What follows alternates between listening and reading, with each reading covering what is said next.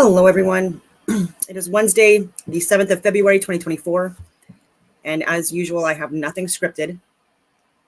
And I was even deciding if I was going to do a video or not today because life can be really, really frustrating.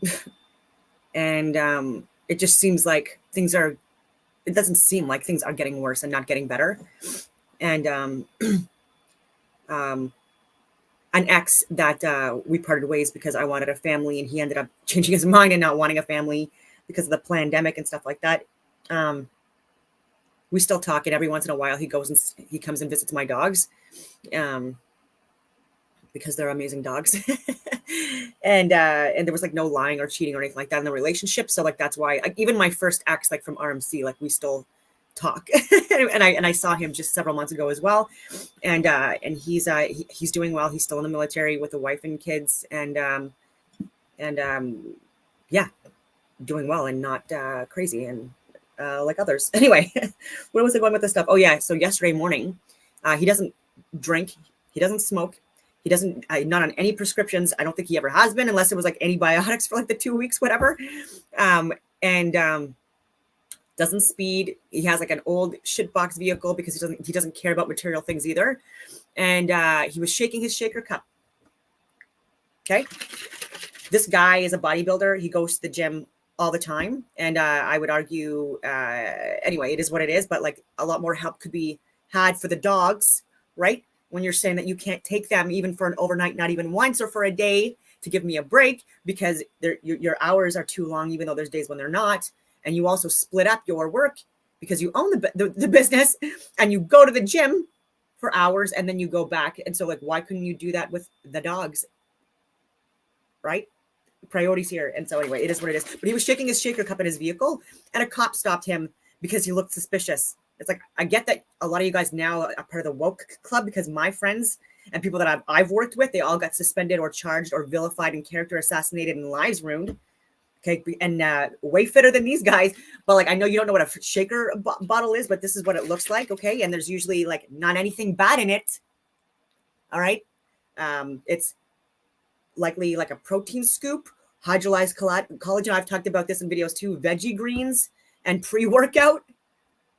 You know, like what the F? I'm not sure how this like shaking a shaker cup and people shake it. I take a water bottle with me everywhere I go. Because it's a healthy drink and stuff like that. And you never know if you're going to be caught for extended periods of time, like even in traffic, and be thirsty.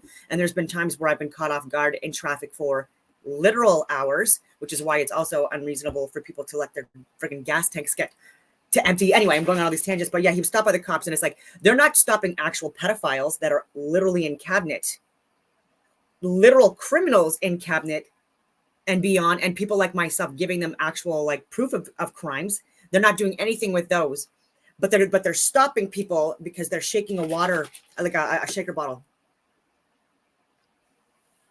And this is where we're at. And Chrystia Freeland can go ridiculous speeds on a highway and not get her license revoked. But if it was anyone else, they would have. And vehicle impounded. And like I just can't. And that's just like one minor thing. But myself and countless others now for the last several years have been sharing information with all levels of government, including military and law enforcement, the fire department, RCMP, local municipal law enforcement, and doing nothing about the blatant cover-ups and criminality going on with literally everything. So we can go, I can go down a list, but Canada's military is broken. We have a very, very left-leaning communist dictator, General Wayne Eyre. And for years now, he's not responded to any memorandums regarding COVID and his reasonings or the scientific medical government data he looked at before enforcing CAN4 gens and mandates on his soldiers, his subordinates, criminally, and so much more. But thousands more. So Canadian military is losing thousands of volunteers to attrition. New figures show regular members who quit Canadian forces outnumber new recruits by as much as 19% in the past 3 years. And so this is something that Jeremy McKenzie was sharing and he responded on. So he's saying intelligence on point yet again. We couldn't put 3,000 soldiers together, never mind even a single division. Just disband the CF already. The slow motion execution of a dead horse is painful to watch. He's being sarcastic, I'm assuming. So what I responded with, I said, and I've been saying this for years, they want Interpol, Intermil, and that means international police, international military response. China bases in the US and Canada already. They want to phase out our militaries by collapsing them internally under the guise of wokeism. Once they are a little more crippled, a false flag event will possibly happen in the internal response. And the Intermil responds. Sorry, that's what I meant to say. And the Intermil responds. And then someone else was responded to that sentence and said, hence the massive influx of fighting age males. And I said, 100%. And so this is why I've been sharing on my Rumble account, especially, but sharing this for years, like the massive amount of illegal immigrants coming in. Who's funding them to come in, including the UN and other philanthropy, charitable organizations that are just getting people, rounding them up. Sometimes they're just like sure, it's a job, whatever. You know what I mean? It's better than where I am, and it's like something to do. And there's getting these, they're getting these people, and they're showing that they have cards where they're getting refilled by the UN monthly, and they don't even know why they're in the US, right? And a lot of people they're going through these even religious groups that are aligned with lobbyists for the military pharmaceutical industrial complex. So, and then there's talk about police officers being illegal immigrants and military being illegal immigrants. This is on the table, guys. Like, they're actually talking about this. And there's more crime. There's more rapes. People are not hearing them. Gang rapes, like against minors. This is disgusting. It's appalling. And people are getting off on these charges. Illegals are not getting deported. I've been saying this for years. Canada, there are even here military and Canadian bases that are not Canadian. I give China as an example. I'm not trying to isolate any specific country, and it's not against any Chinese people at all. There are people within their government and lobbyists and within the corporations that are benefiting from the military pharmaceutical industrial complex that they're utilizing, right? It's not the whole country, right? In fact, like I've said about Israel and Palestine and the US, I talk very negatively about Biden and Trump, right? But I love America and I love Americans, you know what I mean? And the same thing with Canada. So just to be clear, when myself and other people are slamming government and criminals and pedophiles and such alleged and on lists in government, it's because we're trying to call it out, because they're collapsing and ruining the country and harming people from within, and not just people, the resources, other animals, etc. in the process, and they don't care. And even with Helen Bruce, Ottawa Police Services, she's being charged. Another hearing, at the end of March, on the 25th of March, and you have to go to Hunt Mar in order to even see the hearings, and with countless other officers, the hearings are aired, they're streamed. And she was sharing the medical, scientific, and government data to end mandates and to stop the push on children, etc. And the weekend of the Freedom Convoy, she was suspended and off leave, and countless other people that I know that were in my network. This is what I mean. So she wasn't even just a hero and working as a detective with Ottawa Police Services. She also did higher level training contracts for the higher levels of Canadian government, because I worked with her and I've hired her for them as well, with Global Affairs Canada and other small unit organizations that respond to natural and man-made disasters internationally.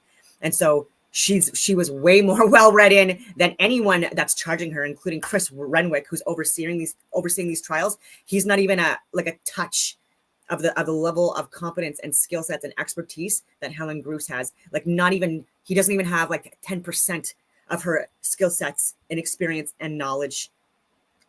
And so these people that are trying to vilify her because she was trying to help and assist with investigations as a lead, an experienced friggin' criminal investigator. Yeah, she's hundreds of thousands of dollars in court fees to try to keep her job and have a pension with someone that's been over 20 years of service to Canadians. And we have people that are basement dwelling purple rainbow colored hair, identifying as fucking every pronoun under the fucking sun, never been of service to Canada or Canadians or Americans their entire lives, playing the perpetual victim, doing nothing with their lives. Just like, again, it's all just like social justice warrior crap because of laziness. Okay. They're the ones that are saying, yeah, death penalty, like fire that bitch, blah, blah, blah, blah, blah, blah, like all of that stuff. Like the loudest mouths with the biggest muppets are the Chrystia Freeland types, like, and the people on the Social and The View. Those ladies, they don't represent their society. They don't. They represent any losers who are dumb enough to actually listen to them and actually believe or think what they're saying is actually credible, useful information and not garbage, right? And I wonder how much they get paid. I have friends who have been of service to Canada, even Army officers, kicked out while pregnant by again these little friggin' like sexual perverted creeps. Okay, hired because of wokeism in cabinet. 338 like they're not all freaks. Again, I'm just frustrated because people have lost so much, and these losers have ruined people's lives that were better than them in every aspect of life and morals and values and ethics, and no one's getting fired yet. But they will go after someone that shakes a water bottle, like and oh, that looks suspicious. Working out, being healthy, having a water, like a shake is suspicious. Maybe you should consider a lifestyle change. Like and then like he should have asked, like, are you on any prescription medications? When's the last time you drank? When's the last time you smoked? When's the last time you worked out? Do you filter your water? What do you eat in a regular day? Are you boosted?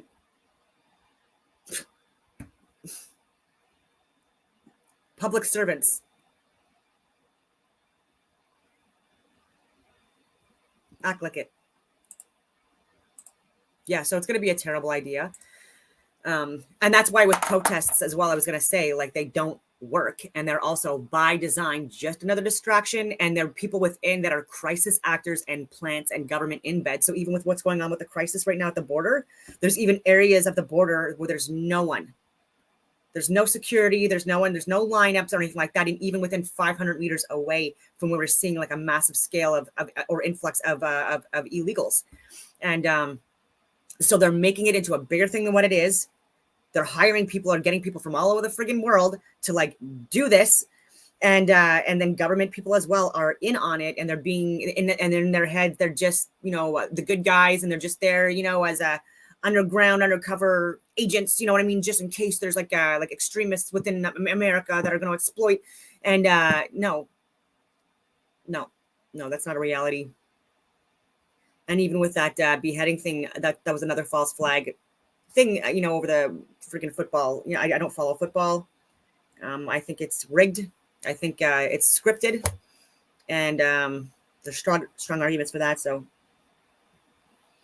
anyway, so yeah, these, even with the Freedom Convoy, I was even saying that as well, just like January 6th, organized, staged, planned by government. And it's not by like the first responder hero types. It's by the lobbyists, the Nancy Pelosi's, the Justin Trudeau's, like the losers who've never done anything of value in their lives. There's no physical tests or requirements for them to be in these jobs. There's no cognitive test requirements, despite the fact that those are required for like for military and first and military and stuff like that. So these Senate people, like, there's zero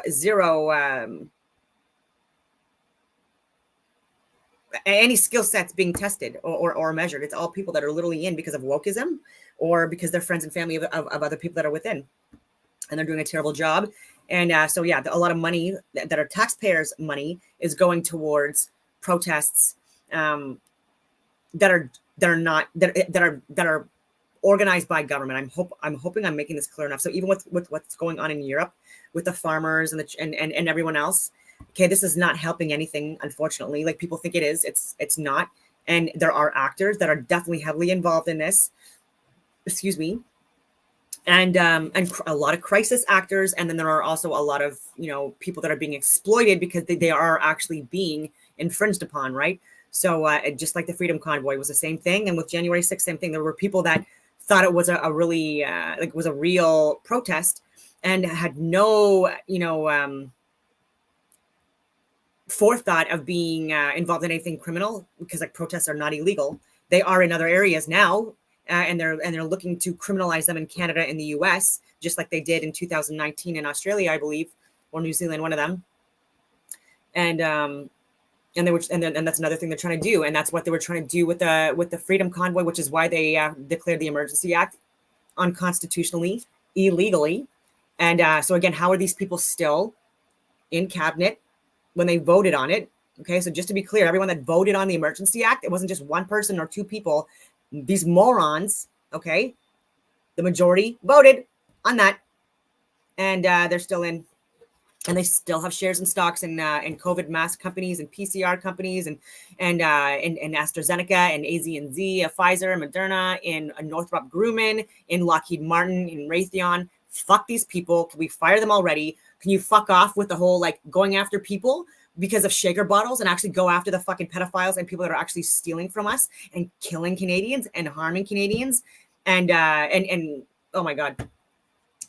It's just a mess, and they want there to be a civil war. I'm reiterating, and that's why they're hiring the illegals. Just to be clear, once again, it's in all the first world countries to police people, and if you think there's going to be any boot camps or several months of training and courses being taught, you're wrong. And homeless veterans are getting kicked out of shelter areas for illegal immigrants. People that are dressed nicer than them, making more money than them, with the friggin' UN cards, with the thousands of dollars a month being put on it. There's cops getting their asses kicked by illegal immigrants, okay? And then doing the bird as they get fucking released on bail, like no charges, no nothing. And then you got people that were even like pastors and stuff like that were resisting mandates during COVID that are looking at fucking 10 years jail. And actually, speaking of that, we actually have Coots Brothers. We have some people finally, if they weren't released last night, then I'm hoping today.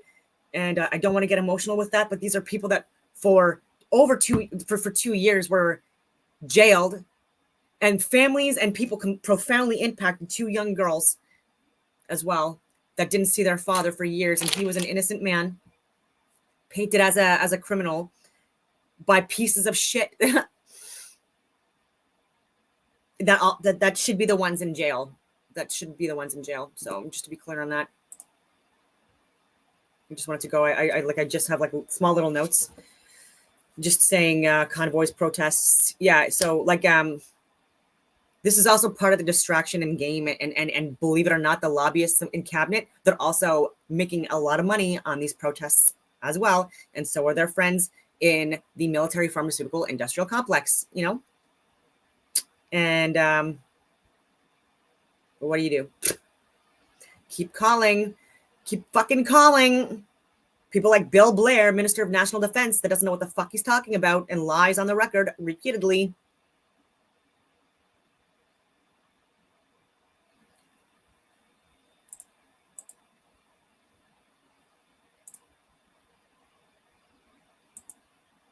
Find out what's in it. We did not know what was in it.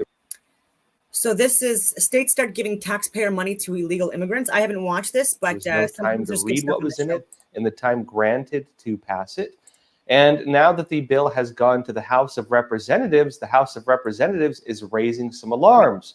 Yeah. Because they're saying this Senate bill, backed by Joe Biden and Alejandro Mayorkas, offers a pathway to citizenship and therefore voting rights to all the illegal aliens, including as they cross the border. What it would do is this. It would give Alejandro Mayorkas, of course, at the Department of Homeland Security, the ability to grant amnesty to people illegally crossing into the United States. And this would give them, of course, every person they want to bring over, the rights of citizens, including, yes, the rights to vote in our elections. And they wanted to have 5,000 illegal immigrants every single day. Should add up to 1.5 million by the end of the year. And that does not include people, notably, from countries other than Mexico. Meaning if they ship them in, if they bus them in, if they fly them in, if they get a big shipping container ship and just offload them, they could bring as many as they want in through other means.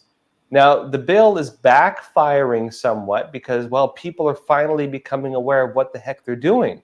They're becoming aware that this is not just some organic crisis. They're becoming aware that this is not just people deciding to pack up their bags and head to the United States. What's now becoming clear is this.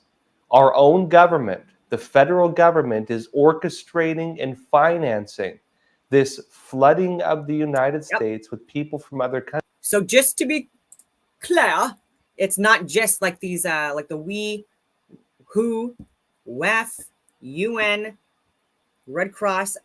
The majority of these organizations are useful and could be beneficial.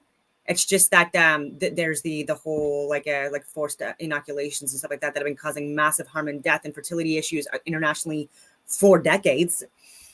You know, and so the lack of trust with that.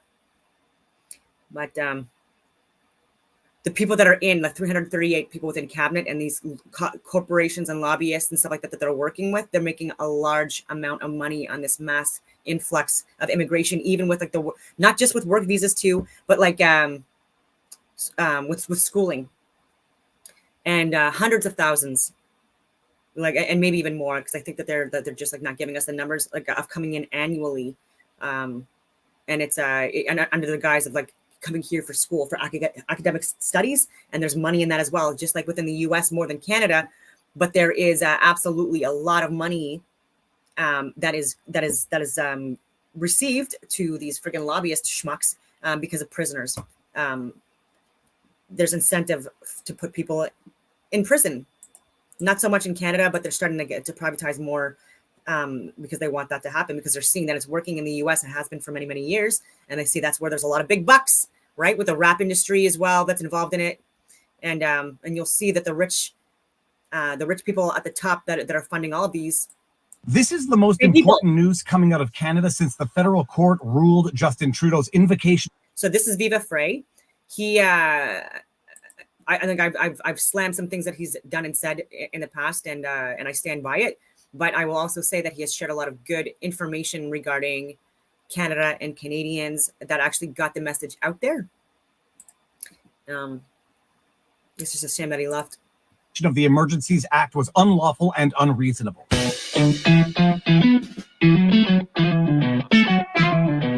Viva Frei, former Montreal litigator turned current Florida rumbler. And if I look unhappy, it's because I am. This is some of the best news coming out of Canada in a while. It's the most important news coming out of Canada since the federal court ruled that Justin Trudeau's invocation of the Emergencies Act was unreasonable and unlawful. The news today is that two of the four men colloquially referred to as the Coots Four, the four men charged with conspiracy to commit homicide against an RCMP officer. It was one of the principal reasons for which the Emergencies Act was invoked. It was one of the cornerstone elements, justifications of Commissioner Rouleau's ratification of Justin Trudeau's invocation of the Emergencies Act. Two of the four men today pleaded guilty to gun-related charges. We'll get to it in a bit. They pleaded guilty, and from what I understand, they are being released now, if they haven't already been released, for time served. Now, why am I so angry in light of this? I don't know if he's going to get into it, but the gun-related charges they're fucking talking about is just because they didn't have a permit, for that to transport like the guns that they had with them, whatever it was, because now in Canada there's an insane amount of rules and laws and weeks, months, and years to get paperwork through that I'm actually still waiting for because of my move, and still not processed, and it's been almost a fucking year, and so there's lag times with stuff like that as well, and so especially in Alberta. Right, not that it's a good thing to do, but I'm just saying it does happen sometimes, even with people that are military and law enforcement on their own time. Sometimes when they go shooting to enhance their skill sets, they sometimes they don't technically have like the permit to transport their guns from their home to whatever crown land or friggin' house, like friend's backyard there, on hundreds of acres uses, right, to do this. Or even like a different range, for example, than the one that they're registered with, because you also have to be registered with a range, and so there's just ridiculous things like that, right? Like that they can get people on for gun charges that sound so fucking bad, Okay, and it could be as something as simple as that, right? Or it could be even with that too, like right, like let's say you were doing a move and you were transporting your weapons literally from like the house front that you lived in to the house that you are moving to. Again, because I've had guns my entire life, it's just it's SOP, but like people don't think about that. But we are law-abiding citizens, and if that paperwork didn't come through, for example, after a few months, like let's say you took the due diligence and like several months before, because you only had like the information on the move, and the sale of the house and everything going through like within a couple of months before it happening, and it still doesn't go through, then you're unfortunately risking getting a charge for that as well, and possibly your friggin' license suspended, even though you put in the friggin' paperwork, to authorize a move and saying like you're like to do that all that stuff several months prior. And so, but you need to get the fuck out of your house and you need to move into your other ass house. So anyway. Otherwise good news, you might be asking yourself. Two of the four men, Jerry Morin and Chris Lysak, pleaded guilty to gun-related charges. One as relates to a restricted firearm, the other one as relates to trafficking firearms. These are relatively serious firearms charges, but all firearms charges in Canada are very serious. Yeah. I have often said that the firearms laws and penalties in Canada have absolutely zero to do with protecting the public and are only intended to basically criminalize gun ownership and deter private citizens from owning guns, because the penalties are so onerous if you violate any of the many laws. It's ridiculous. I don't even know if he has guns, but like with trigger locks on friggin' everything, trigger lock on your gun, your ammo case, like storage, like it's just fucking nuts. And all the paperwork you have to go through and process, and oh my god, and it's so much money as well, right? Like if you want to hunt, or again, if you want to like maintain your skill sets because you're a first responder type, or you're a firearms instructor, or you're military, or you're law enforcement, ERT or RCMP, like you friggin' name it, or you're just a fucking like a farmer who does it for sport because you like it. It's hundreds of dollars a year just for range memberships. Like ammo is incredibly expensive, and anyway, like it's not the law-abiding gun owners that are committing the crimes. It's the people that are doing things illegally, like even coming here illegally. You store your firearm loaded if you don't have a proper finger lock on it. If you transport a restricted firearm without getting authorization of whatever authority needs to give you permission to transport a restricted firearm, and it's by province too. And so like, let's say you're traveling across Canada, you have to get approvals for every friggin' province you're going through to your destination. Like, a small arm. The laws are many and the penalties are so severe, it is just a deterrent to not buy a gun in the first place, for fear that you might accidentally, inadvertently break the law and then run the risk of years in prison. Yeah. So it's not nothing that Jerry Morin and Chris Lysak pleaded guilty to firearm-related charges. It's not nothing, but it has nothing to do with the original charges of conspiracy to commit homicide against an RCMP officer. I tweeted out earlier today, this is a full capitulation by the Crown as relates to the original charges. That's not spin. I'm not trying to make something good out of something bad. It is the truth. It is a full capitulation by the Crown that their original charges were absolute bullcrap. Jason Levine MP initially tweeted, "The information I have at this time is Jerry Morin pled guilty to Criminal Code 88.1, possession of a weapon. Chris Lysak pled guilty to Criminal Code 95.1, possession of a loaded firearm. Neither pled guilty to Criminal Code 465.1a, conspiracy to murder, or 431c, mischief." And I replied as follows: "If this is true, it's amazing news and nothing shy of total capitulation." Yeah, I know, and Americans might actually be shocked about this, but like, because I know there's a lot of people that you don't even need a permit to own a gun.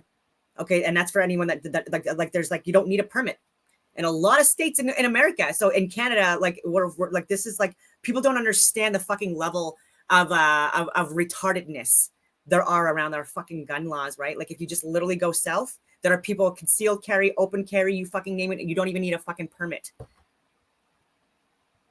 And so like listening to this sounds nuts, but like I'm saying, unless you have like a fucking paperwork, on you at all times, and like there's so much, and and needless to say that even the possibility of wanting to use it just like again for protection, heaven forbid, should also be on the fucking table as something that is a legitimate concern for Canada and Canadians, especially when I was in fucking Stittsville and I had to flee for my life because of law enforcement harassing me and targeting me, and also destruction workers that were on heritage sites fucking building the 15-minute prisons.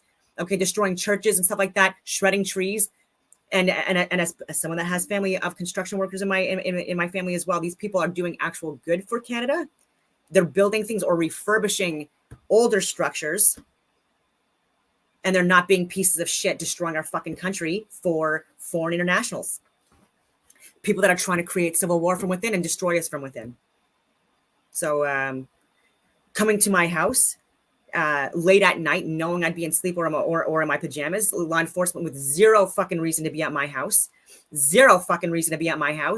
and it was very unsettling. And on two back-to-back nights, men in SUVs like in the fucking suburbs, and just terrifying experiences. And with again, no reason to be at my house, no fucking reason. And then a few months after that, with the destruction companies, like guys invest, and they didn't speak English or French. They were not white. They were wearing construction vests. I'm just giving you details. And they came to my door late at night. Okay, they were from the fucking job site right behind my fucking home, and tried to break into my home, and they were circling my block for over 2 hours. And nothing done. And so this is where we're at as a society in Canada, where innocent civilians can be targeted and impacted and exploited and their homes and their communities destroyed right in front of their faces, but they can't do anything about it at all, because even if they speak about it publicly on social media, these fucking losers will harass you and try to intimidate you and scare you. And and so that's just also, I just get so fucking triggered and frustrated, because like this has profoundly impacted my life, and I'm still looking for a lawyer, which is infuriating, because I'm in woke Ottawa, and I have videos and proof of people literally stalking me, harassing me, targeting me, delaying my house sale after damaging my home, so much shit, and bringing that stuff to law enforcement, them doing nothing about it at Huntmar, and but anyway, it is what it is. Helen Bruce and countless others are going through the same stuff and went through even worse than I went through. And but even now, like because of the delay in me being able to sell my house because of people literally targeting my house, I've shared these videos. I was only able to sell when it was at the peak of interest rates, and lost so much money on my home because of damage still not being able to be repaired before I sold, because I was desperate to leave as fast as possible, trying to sell for over 1.5 years. And actually, I'm going to keep this rolling, and then I'm going to share one of the videos. Capitulation by the Crown, and I'm not trying to spin anything. It would be total capitulation by the Crown, evidence of the grotesque injustice, and confirmation of malicious prosecution, and 2 years of inhumane torture. These are charges that even a law-abiding gun owner could unwittingly be guilty of. I have long said the Canadian gun laws are intended to criminalize possession, not protect the public. But if these are the charges the Crown allowed them to plead guilty to, this could have been done 2 years ago without putting them through the torture of years of pretrial detention on absolute bogus, trumped-up, quote, conspiracy to commit murder, end quote, charges. An absolute injustice perpetrated against these Canadian political prisoners. It is a full capitulation after 2 years of pretrial detention. These gentlemen have been in remand for 2 years, denied bail because they were such threats to society. They have been held in solitary confinement, which I am told counts 3 days for one for time served. These gentlemen are going to be released from jail for time served after having pleaded guilty to firearms charges, while the Crown drops the bulk of the charges that served as the basis for invoking the Emergencies Act in the first place, that served as the justification for Commissioner Rouleau to come to the finding that Justin Trudeau was justified in invoking the Emergencies Act. You will recall that Commissioner Rouleau said, well, there was this very serious situation in Coutts, Alberta.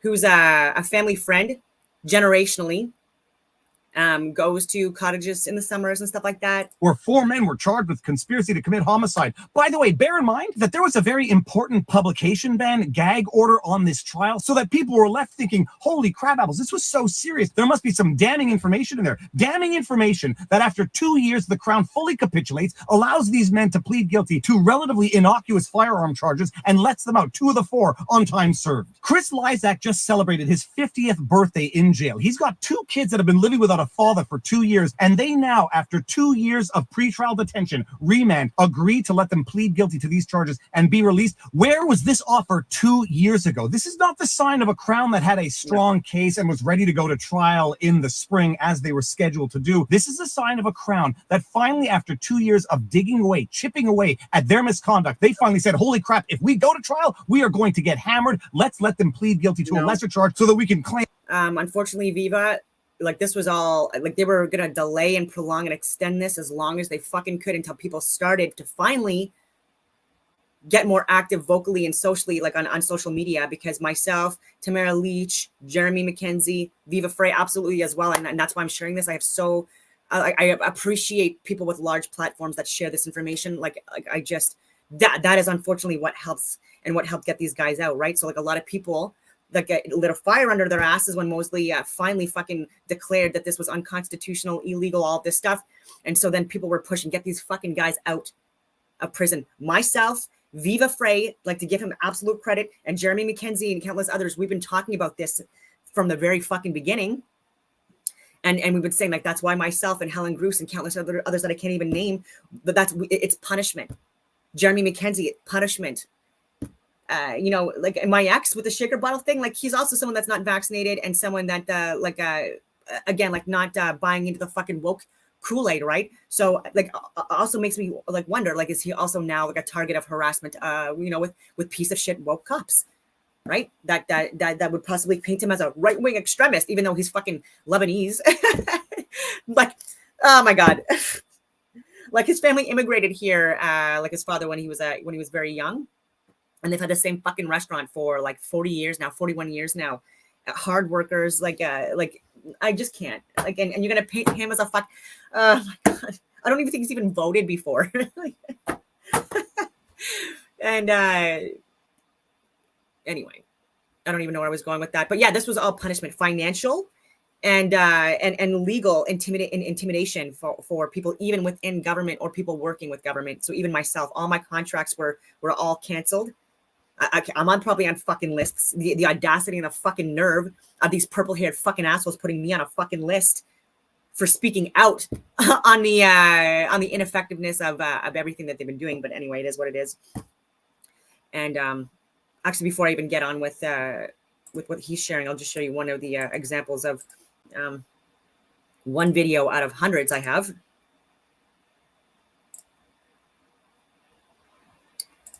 So this is Friday, 4 November. No vehicles out or anything like that. Whole compound area, heritage site, except for there is one vehicle out though. Maybe two now, because again I was for a while, but looks like nope, it's one. That's a heritage site. Look where it is. Look where that is. Out of the entire compound. Guess where that fence is? Where that is? That's my home. The one vehicle working today. And I have open houses today that I have to sell my house at like 50K under because of these guys doing this constantly. It's harassment. The only vehicle, no one else walking. I'm not making. That's a heritage site. There's one behind too. There were thousands of trees that were hundreds of years old. This was never to be touched, which is why. And again, you can see like there are thousands of homes impacted by this. A fucking heritage site. Stuff up. That's my home. That's my fence. And the only vehicle out of all that whole lot, that was my first open house because they damaged my home. Where my window and my ensuite was like literally held on by it was even off the frame. It was held on by a fucking rope on my towel rack. And it took 7 months for that to be fucking fixed. They caused wind damage. They caused electrical damage. They've caused fires on homes with even people I know personally in new builds that were not even finished being built within kilometers away from this heritage site. And that was my first open house. And literally one vehicle was Friday fucking afternoon. And I left with my dogs on that road I always take to go to the fucking dog trail up the road. And they even tried to deny me even access on that fucking road to go like with my dogs. This is what I mean, the fucking nerve. And they destroyed that road as well. And they were impeding like service vehicles from going in and out. Countless people had to fucking move, you know, and houses not selling on the market for even my house over a year. And that one vehicle, and they watched all my stories, even admitted it, and that even going to my fucking gym and stuff like that, and my dog trail, even at Sheila McKee Trail, which is like 40 minutes away, you fucking psychos, and harassing me there, and yeah, and that literally, like, do you think that anyone at that open house put any offers in? No. I worked my ass off cleaning and fucking preparing for that open house for a very long time. And I had over 100 open houses, and every single one of them came back with, because of the fucking construction and the piece of shit off of my fence. And yeah, and by the way, the fence, that the foundations that were laid down like a year and a half prior to this, even this incident. And in March, like I think it was like 3 days before they finally finished their contract on the heritage site, they finally put the fence up. It took them half a day. And this was complaints against people because they were watching us, they were recording us, children as well, while we were trying to be outside, like just to get a little bit of like they ruined people's lives and they were harassing people. And these were mouth breathing fucking basement dwelling losers that didn't even have the proper certifications to be even on this heritage site. And that's Taggart. And fuck these people. And yeah, and I have countless other videos and stuff like that. Trying to break into my home, circling my block for over 2 hours, all on the record. Ontario, Ottawa, the fucking swamp of Canada. That's why they're getting away with it. And cops do nothing about that, because that story also was shared and given to law enforcement, and they did nothing about it. So even victimizing women, combat veterans, etc. And by the way, the reason why I was saying it was upsetting is because, like, even of service, I've had to move like over 10 times in my military career. It's part of the fucking job of the career I was in, being an infantry officer. I acknowledge that, so I'm not saying anything, other than that. And then being stalked, raped in my own house, broken into, and stuff like that. And so very triggered by this stuff, and also experiencing noise torture during being of service to Canada.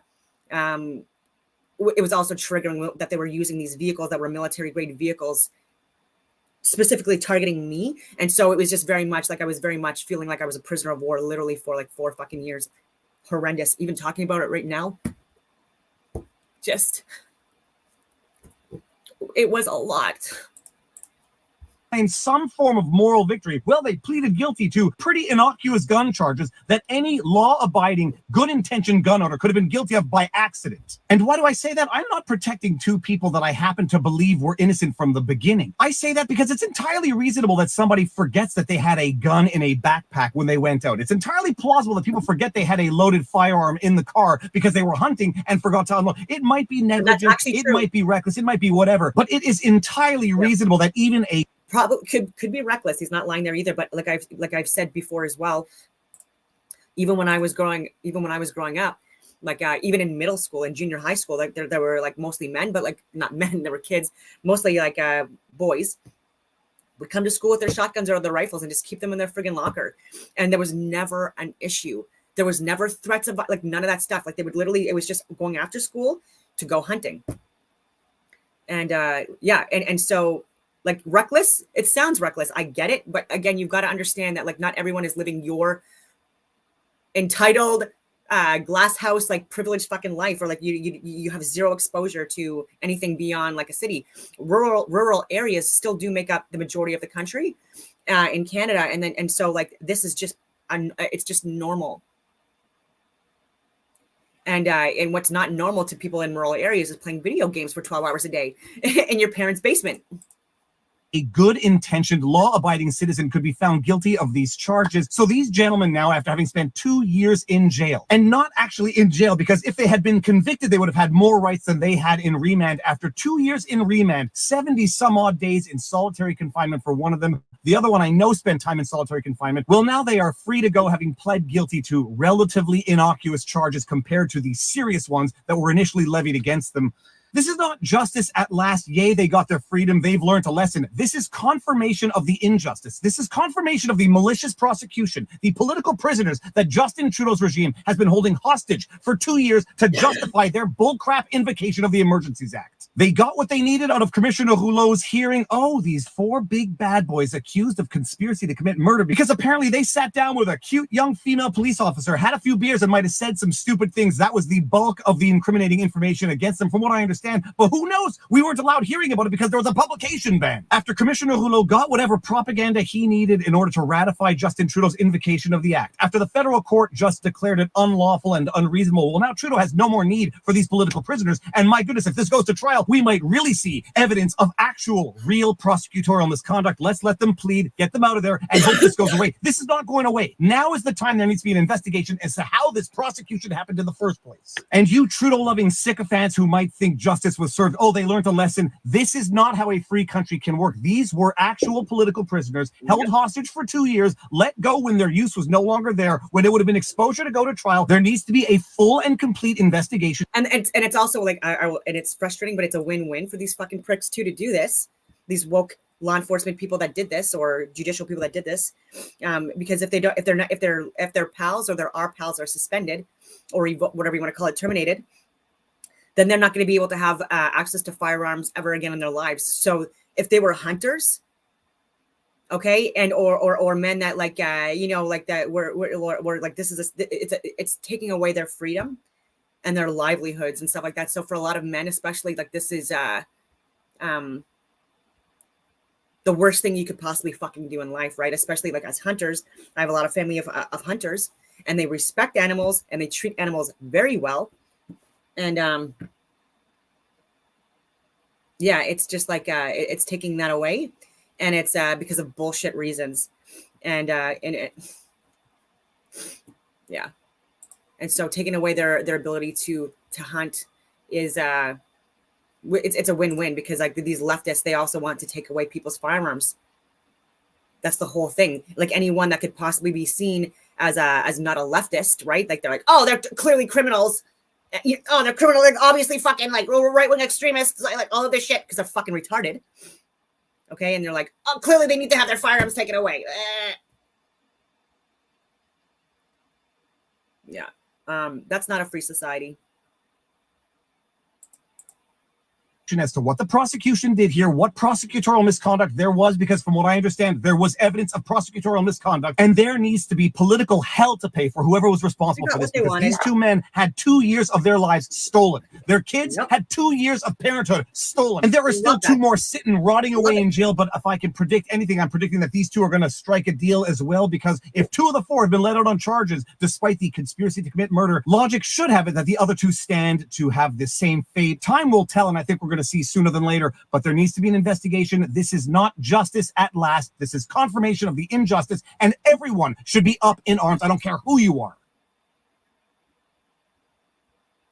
And I dare say that there are going to be a great many Canadians who are going to owe these men an apology, because the amount of people who jumped to conclusions, said these charges are scary, so we must presume guilt, I guess, deny bail to these 4 gentlemen over and over and over again because they were such a threat to society. Oh my goodness, there needs to be political hell to pay. And in as much as I was vocal before, I'm going to continue to be vocal now. I'm going to make sure that everyone in America knows what's going on in Canada, that everyone in Canada starts to give a damn about what's going on in their country, and that these 4 gentlemen who suffered 2 years of absolute injustice might stand to see some justice at the end of the day. Hell, if the Liberal government's got $10 million for Omar Khadr, they better start thinking about ponying up the dough now, and people need to start looking into it and blowing the lid off this absolute egregious injustice.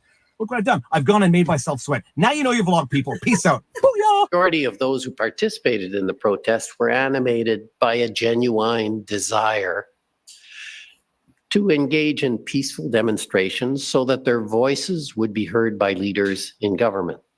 They wished to exercise their fundamental right to express their political views, and they had a right to do so. However, like any large group, there were a diversity of views and intentions among the participants of the Freedom Convoy. Amongst the many who intended to protest peacefully were others who had more sinister goals or who were willing. That's a lie. This is all a lie. And I'll reiterate, even with like when people say weapons cache, okay, that's if you have like more than one fucking gun, they can say that. And there are, even in Gaspé, okay, where I'm born and fucking raised, like people would have like even like shotguns on a rack in their back in their pickup truck. People have multiple fucking firearms when you're hunters, when you're in rural areas for various reasons. Even if it's just to get the fucking coyotes off your land from like eating your fucking chickens and like people are so ignorant in cities. They literally need to do some kind of like a cabinet, like a friggin' like dog and pony show where you actually go out in countrysides and actually see how the fuck they live. Okay? Because they don't understand what they're talking about. And especially with the hunting and stuff like that too. What the fuck do you think they're going to use? My God, people. My God. God. So if you have a shotgun and a fucking rifle, you know, which like most 5-year-olds do in Gaspé and other fucking rural areas, you know, that's considered a weapons cache. Right. Willing to engage in dangerous conduct to achieve their desired ends. For reasons that I discuss in my report, what began as a massive protest evolved into something entirely unprecedented, an occupation of the core of the nation's capital.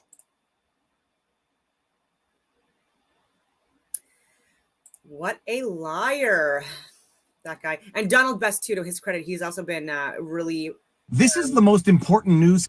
Hold up, Viva. You already had your time.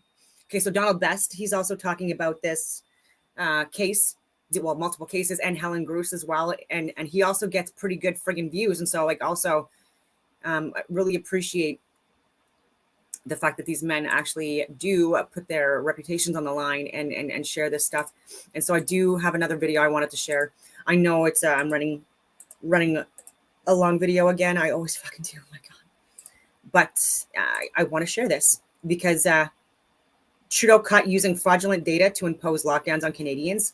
I will not stop talking about this because they're still fucking getting paid, and cops, okay, they're going after people that are shaking shaker bottles in their fucking vehicles and not going after actual criminals in cabinet. It's a really interesting read. I think that anyone who's interested in understanding how we've been collectively manipulated, Canada, one of the worst, Yep. will enjoy this book. So thank you for writing it and bringing it to my attention. We're going to continue this over on as a redacted conversation. So on this live platform tonight, I'm going to thank you for joining us. And then we'll continue the conversation after the show. Thank you so much. Thank you, Natalie. Thank you. I really hope you enjoyed watching this video. You know, YouTube thinks that you'll actually like this next video right here. It's stripped away freedoms and tortured the unvaccinated based on hate.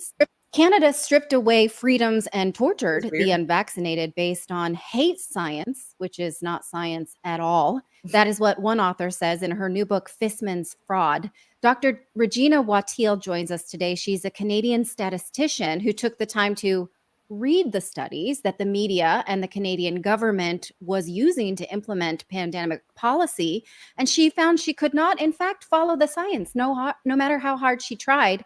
Thank you so much for joining me today.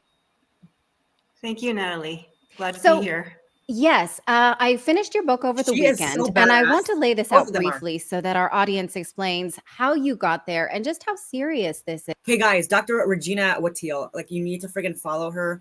You need to support her, like her, and PhD statistics is in terms of academic misinformation. So in 2022, Canada insisted on keeping strict restrictions and vaccine requirements on its population, even though the science was beginning to show that the vaccine did not impact the transmission of COVID. And then right on cue, this study pops up saying that the unvaccinated are a threat to the vaccinated and responsible for the pandemic raging on. The media picks it up. Politicians use it to implement policy. It's a big hit.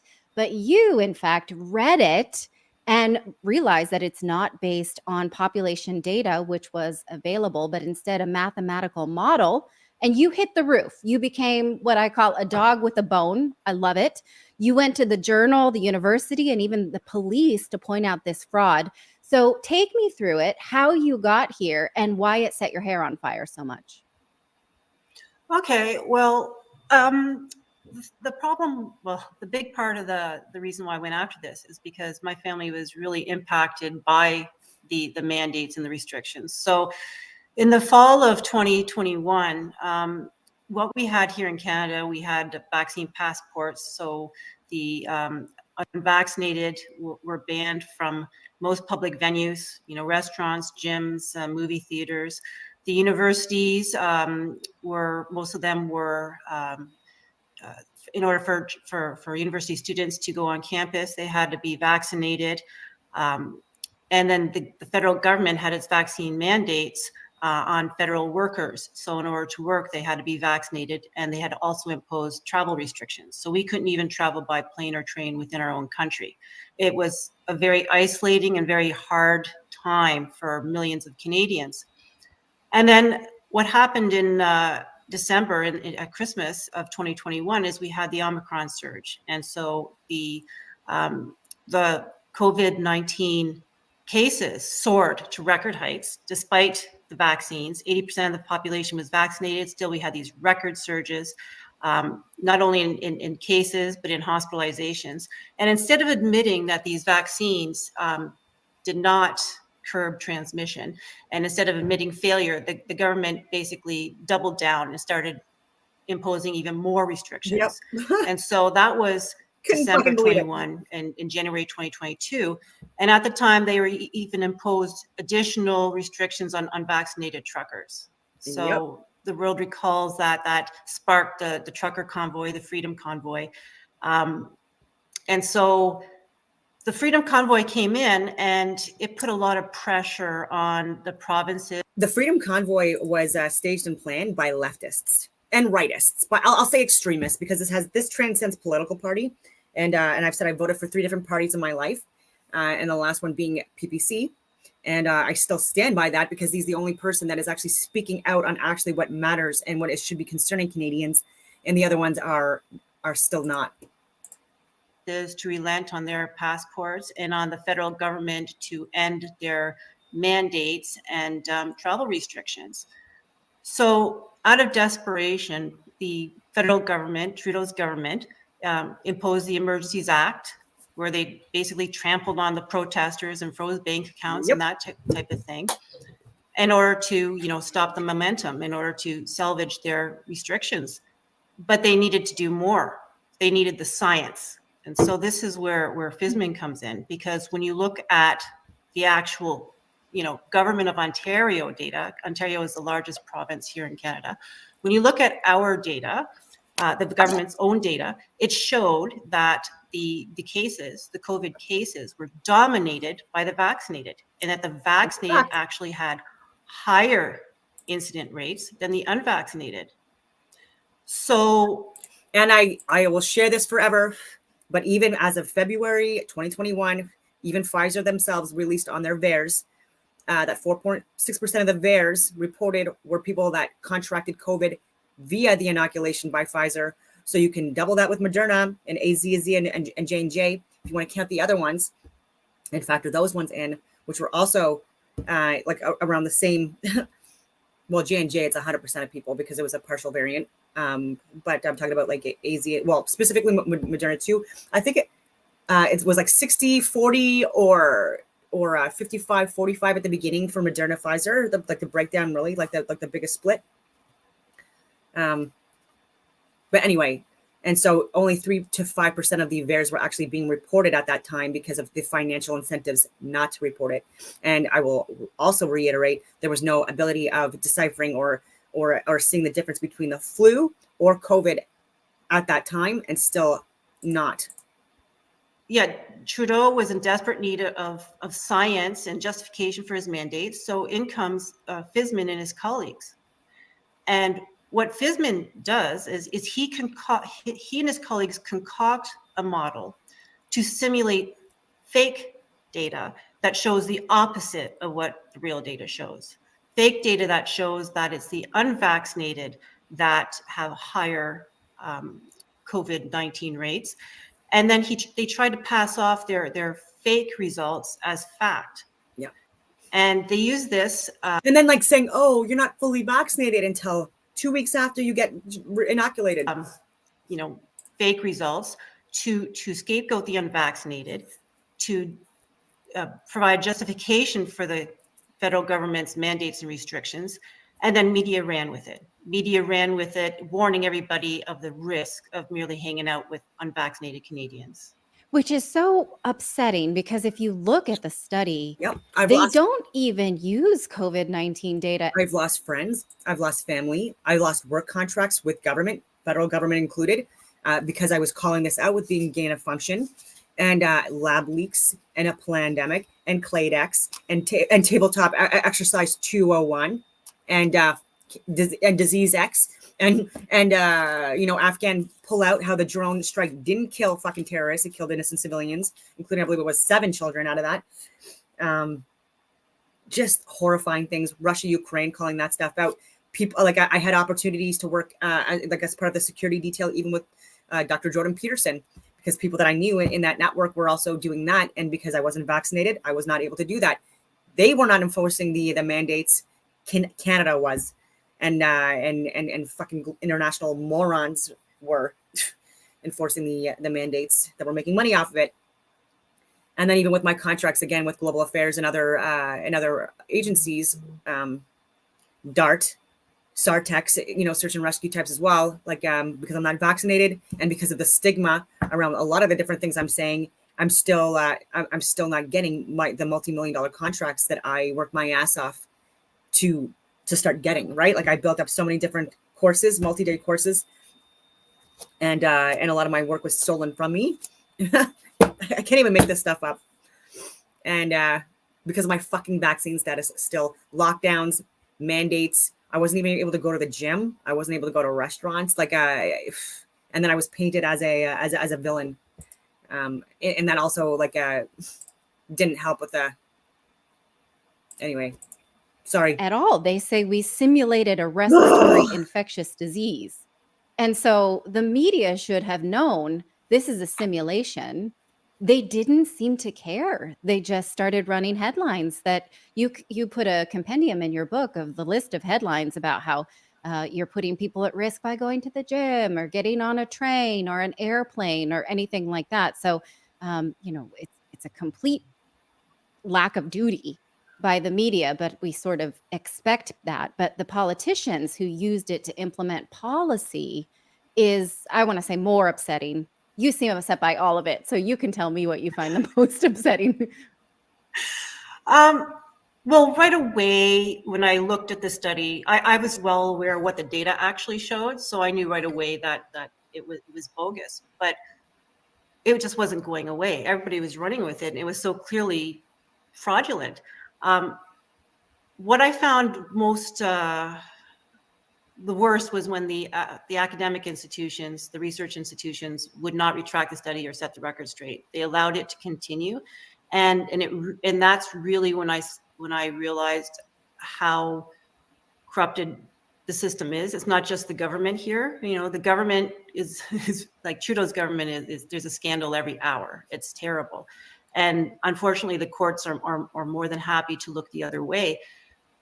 But by going through all the, trying to get the paper retracted and going through the different organizations, I realized how deeply involved the research institutions themselves were. And this was overt fraud. It was used to scapegoat the unvaccinated and prop up these horrible mandates. And they knew, and they did nothing. And in fact, when you look at their involvement, especially the Journal, it looked like they were actively involved in that deception.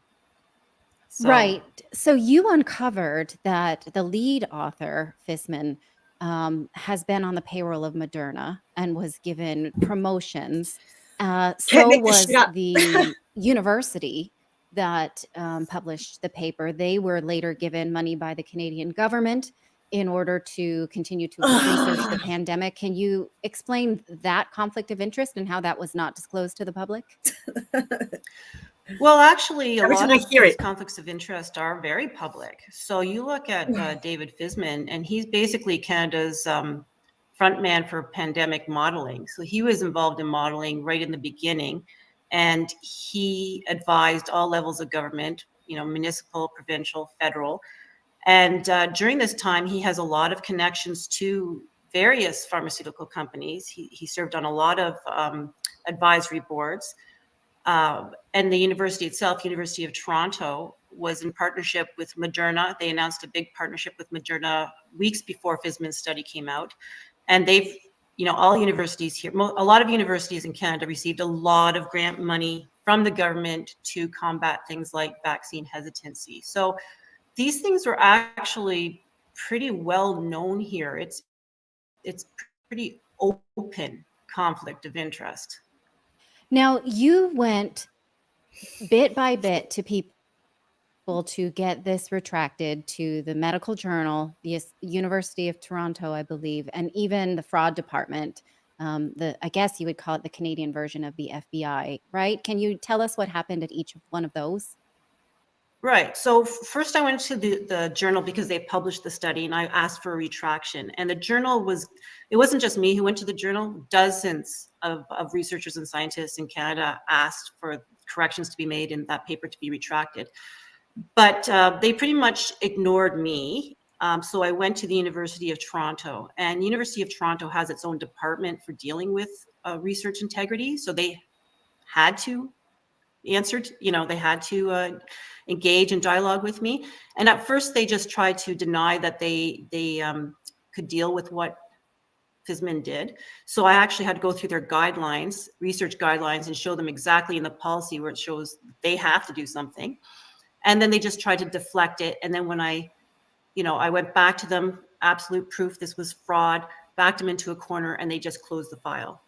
So at that point, I went to the funding agency, because this research was funded by the Canadian government. It was funded through CIHR. So I asked them to investigate the researchers and to set the record straight, because it had been used in our parliament to justify extending the travel restrictions. And what happened with CIHR is the president of CIHR, along with the presidents of NSERC and another department, they got together and they voted not to set the record straight and to not investigate. And at that point, I had been doing a lot of research into these organizations, and I felt I had enough evidence to ask for a police investigation. So I wrote a 150-page evidentiary report, and I sent it to the Ontario Provincial Police, their anti-rackets branch, and asked for an investigation. So they were not open to that. Yes, you mentioned that the person you sat down with said, "I've had 4 vaccines. I'm fine. Everyone's fine. This is not a big deal." So can you lay out why this? That was what I was getting as well. I emailed all levels of government, public health experts, heads of multiple different organizations, media, and not a fucking care in the world. And even Huntmar Station, I emailed countless law enforcement officers there. Not a response back. Not a fucking response back. But they'll stop my ex because he's shaking a fucking shaker bottle on his way to work. Fuck, it looks suspicious. Well, maybe start working out, change your lifestyle. If that's suspicious to you, a guy, he doesn't smoke, he doesn't drink, no fucking prescription medications, none of that shit. I don't even think he really swears. And like, fuck off. Like, you harass the actual criminals. You've got a pedophile in cabinet, at least one. There's multiple. Go after them, maybe. They're ruining our fucking lives anyway. This was a big deal. Not just, oh, I couldn't go to the gym, but how there are recurring harms that happened. One, because the vaccine was not properly tested. And so we didn't have a risk-benefit analysis of taking the vaccine. We didn't have informed consent. And 2, because of the way that the unvaccinated were scapegoated and kept from their freedoms. Right. So there's a lot to unpack there, because the vaccines, there's issues with them on a lot of levels. So FSMN's study dealt mostly with transmission. And so my book does knock that down a lot, because it was obvious it doesn't curtail transmission at all. And without that, there really is no justification for mandates. And I go with that because if you have a potentially unsafe drug on the market, at least a potentially lethal, drug, the best line of defense is to simply not take it. So if they take that right away and you're forced to take it, then you really don't have any defense against this. So in Canada, they made life unbearable for the unvaccinated. Yep. It wasn't just I couldn't go to the movies and I couldn't go to the gym, or my kids, couldn't go to restaurants. Couldn't travel, couldn't work, my couldn't 2 work out, oldest couldn't see were my in family. university at the time, and they were varsity level athletes. Both of them were banned from the university campus. They were both kicked out of varsity sports. They've never competed again. It destroyed their Oh. you know, their varsity sports. As someone who has saw my family regularly, who stayed in Ottawa, even though it's a fucking dumpster fire right now, but to be close to my family in Quebec, because they're technically, well, they're in a different province. For over 2 years, I was not able to see my family. And even further to that, I had family that were hospitalized multiple times, like multiple family members, even needing quadruple bypass surgeries. And I wasn't not only not allowed to leave the province, I even if I wasn't able to go to the hospital to see my biological father in the hospital, for example, who could have died multiple times. And it's likely vaccine induced because since getting inoculated and a booster, multiple seizures, passing out because he had lived alone. Now he's back on the West Coast getting help there. But just the nerve and of what they put us through, and what our Gestapo Nazi law enforcement were and military and nurses and doctors and teachers and cabinet and Senate and all of these people and politicians and Aunt Karen, you know, like, so it's not even just law enforcement. Everyone was fucking enforcing this. There was bylaw. There was COVID fucking bylaw. Even the universities were not allowing people on campus. So even though I'm in my 4th year cognitive science degree, because I was sharing a lot of pseudoscience, debunking a lot of the science that they were putting together, which I'm calling pseudoscience, because I wasn't able to go even on the campus to even meet with my professors or the heads of the departments to show my work or have conversations with them. That wasn't even, I wasn't even authorized that, even though I was paying these institutions to for like the schooling and stuff like that. And if you're going to be teaching pseudoscience, you know, especially science professors, you know, to future generations of Canadians, obviously, you know, it's up to us to refute the ridiculousness, right? If they're trying to say that there's like 18 different genders, you know, and men can get pregnant and women could be men, then you know, we got to speak out on this stuff and peacefully, obviously, and provide rational arguments. I'm already on a long rant, so I'll let her talk. Completely. And they were big athletes. They made it to nationals right before the pandemic was called. My youngest was isolated from everything. My husband, he's a federal employee, so the mandates affected him, and so he didn't work for most of 2022. My sister, she got fired from her position as a heart technician. I mean, it was devastating, and it completely changed our life, but not just our life. Like, you know, millions of people Helen Bruce, suffered. January 2022, suspended in charge. And when I went to, I took part in the trucker convoy. I went to that protest like 13 times. It was so uplifting because you had so many people together who finally had hope, you know, that something was going to be done. And I met a lot of people who suffered. I met people who were vaccinated and they were injured, and you know, a lot of stories came out of that. So it was devastating. It's been very difficult here in Canada. And Fisman's study, sorry, do you want to? No. Go ahead, please go ahead. I was just saying that Fisman's study didn't just scapegoat the unvaccinated. It didn't just justify the mandates that were happening at the time. You could see that it was laying down the foundation for you know, future mandates. It was giving you the framework for the pseudoscience as to why we should be able to mandate vaccines, not just now, but in the future. And I found that. So I feel I have to do something in order for my children to have a future here. Yeah. Okay. I want to ask you one more question, and then I want to direct our viewers to, this will continue as a redacted conversation over on our community at redacted.inc.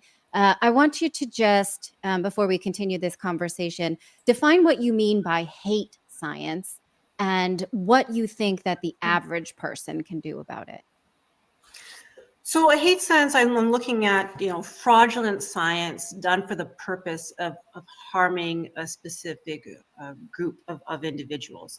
So in this case, we had the fabrication and falsification for the purpose of scapegoating unvaccinated Canadians and basically taking away their rights and freedoms. So that was the purpose behind the science. I had Okay. death threats. Yeah. I had death threats openly, and like grown men, like really like the bully types in high school types that were like, that's very intimidating and overwhelming for a woman, even with my background, right? And so and just like, and because they were given full reign to be abusive, right? And so they were like, these types were taking that opportunity, let me tell you.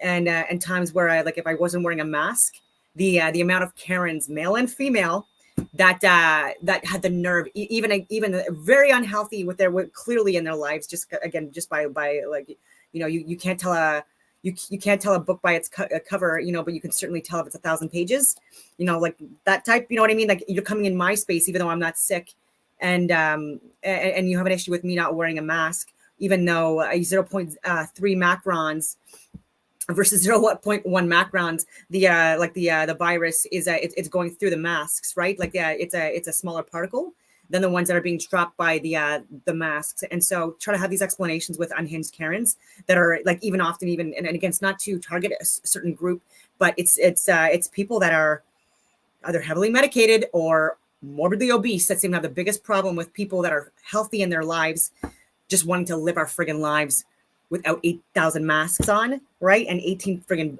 boosters in us, just, but yeah, just, even knowing that I was not vaccinated, even having like being visibly repulsed, like actually even like hiding, jumping behind fucking plexiglass. I'm not even kidding you. And I'm just like, first of all, that looks ridiculous.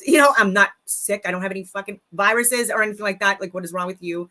And, but this is the thing, like, can you imagine if people did that to someone that was like a person of color?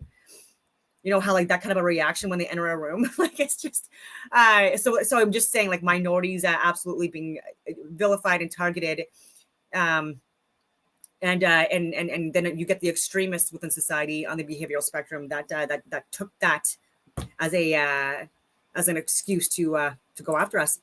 And what we can do about it, well, what I've shown, and it's pretty clear here, is that the establishment is not going to investigate itself. The establishment is not going to stop doing what it's doing. So I think it's up to individuals and grassroots movements to do something about what is going on here. So I'm kind of hoping that my book, exposes what's going on, but also gives people a sense of, validation and empowerment to do something the way I have. Yeah, it's a really interesting read. I think that anyone who's interested in understanding how we've been collectively manipulated, Canada, one of the worst, will enjoy this book. So thank you. Yeah, so I really hope that you take a look at her work. I know this is a long video, but I wanted to go back to the video I was sharing before. No, it's not that one. This one. Countries. They're doing this through the United Nations, and they're using taxpayer dollars both through the UN and to different NGOs, nonprofit organizations, and so on, which are helping our own government facilitate this. They're bringing them into every part of the country, offering them benefits, free money, everything else, getting them addicted to those free handouts, and saying, if you want to keep those handouts, remember who gave them to you. Remember the party that gave you these handouts, because when you get voting rights, once we move the pin a bit more, because that is the goal, as we're now seeing, once they get voting rights, they have a choice. Vote for the party giving you the handouts, or vote for the party that's saying they're going to send you right back. Now, Senate Republicans helped negotiate this bill. They're now saying they're going to reject it. We'll see what happens.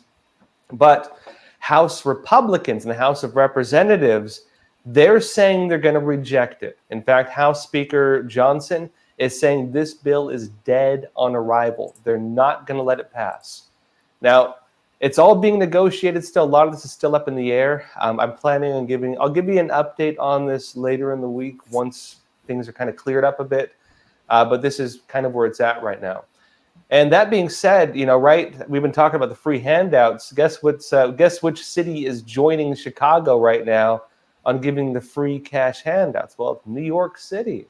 The city's saying that we're bankrupt. The city's saying there's no more money. The city's saying it can no longer afford to house and feed the illegal immigrants. The same city that's saying every single service to American citizens being provided by the government, every single service is on the table to be cut.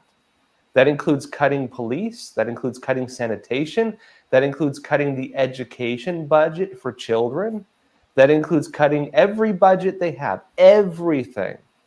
And they're going to, while cutting everything, begin giving a monthly cash or cash card handout to all the illegal aliens. And of course, they're following the steps of Chicago doing this, another bankrupt city. You might remember last week, we discussed how Chicago was giving a $9,000 voucher to the illegal immigrants, which they can use to then rent an apartment for 6 months and also go buy furniture for their brand new apartment. And we also showed new budget documents from the United Nations showing that they've been giving prepaid cash cards and even just envelopes filled with cash, dollars, to the illegal aliens as they're, of course, traveling towards the United States. And we also showed how a lot of that money is actually coming from, guess who? You, the American taxpayer. They're using your tax dollars, including the money given through the UN, from your money to the illegals. And while apparently the campaign of giving free money to all these illegal aliens is a growing trend across the United States, even after they get here. Let me show you what New York City just did. It says here, New York Post, Mayor Eric Adams' administration will soon start handing out prepaid credit cards to migrant families being put up in the Big Apple hotels. It says the Post has learned this. It says the $53 million pilot program, meaning this is just the beginning. It's a pilot program, and they're going to expand it if it works, run by the New Jersey company Mobility Capital Finance, will provide asylum seekers arriving at the Roosevelt Hotel with city cash to help them buy food, they're saying, according to city reports. Now, it said it'll start with a group of 500 migrant families in short-term hotel stays and will replace the current food service being offered there, according to City Hall. In other words, they're already giving them free food, but they're giving them now prepaid credit cards to go out in the city and buy all the food they want. And the cards, they say, can only be used at bodegas. And so it's not quite clear, of course, what the plan with that is. One sec, folks. I'm having some technical difficulties here. Sorry, technical difficulties. Maybe we'll cut to a commercial, actually. I apologize. Experts agree. One of the best ways to protect against financial uncertainty is to diversify your portfolio. Learn how physical gold and silver can secure your retirement funds from today's economic challenges. With a gold IRA from American Hartford Gold, you can safeguard your wealth with no penalties or taxes when you transfer your current qualifying retirement accounts. Call now and our precious metals specialists will send you a free information kit. No cost or obligation. American Hartford Gold, attracting physical. Of course, that they can't send the money home in remittances. They can't just mail it to their human traffickers because, of course, a lot of them are in debt. Of course, that they can't send the money home in remittances. They can't just mail it to their human traffickers because, of course, a lot of them are in debt to the human traffickers unless they find a roundabout way for that. And the migrants, they're saying, must sign an affidavit swearing they will only spend the funds on food and baby. So does this not remind you of like in the 1800s, 1900s when people were coming in from other areas to work in either mines or redeveloping areas that were already created?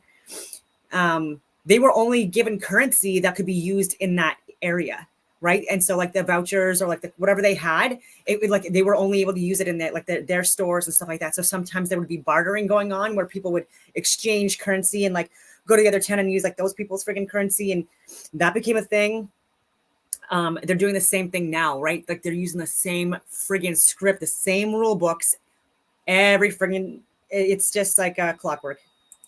AB supplies, or they'll be kicked out of the program. And we assume they're going to have some kind of oversight to make sure they hold their word to it. It says the immediate response card initiative appears akin to the state's food stamp program dubbed SNAP, which provides lower income New Yorkers with a credit card to cover the cost of meals and will provide funds based on the same scale. It says the amount on each card will vary depending on the size of the family and whether any income is coming in, according to details in the contract, meaning they might get more money. It says a family of 4, for instance, could be provided nearly $1,000 each month, which comes out to $35 a day for food, and cards will be refilled every single 28 days. Now, look, it turns out, though, that this may have been happening for a while. It turns out this is actually not new, and it turns out they were trying to hide it from us. Remember how we were told that Americans were going to get bailouts? Do you remember how during the COVID-19 lockdowns and everything like that, our, of course, public representatives were saying the American people are suffering from the lockdowns. Americans are being fired from their jobs. Americans need a bailout. Do you remember that? Do you remember how people were making this big fuss on camera and they were saying that, of course, Donald Trump was president at the time. They were saying Donald Trump doesn't care about the American families suffering under COVID because he's refusing to allow this bill to go through. He's refusing to allow the American people to have the money they need to buy groceries and survive. Well, you might remember what happened with that. They passed of course, multi-trillion-dollar bills over the course of time. And it turned out they were giving the money to things unrelated to Americans. They gave us, here's your $600 check, buddy. And of course, they made that up by increasing our rents and prices. Yeah, and crazy. They're giving so much money to illegals and stuff like that, giving infrastructure, taking away from children, like for schools, for homeless people, including veterans, and getting taxpayer money for it.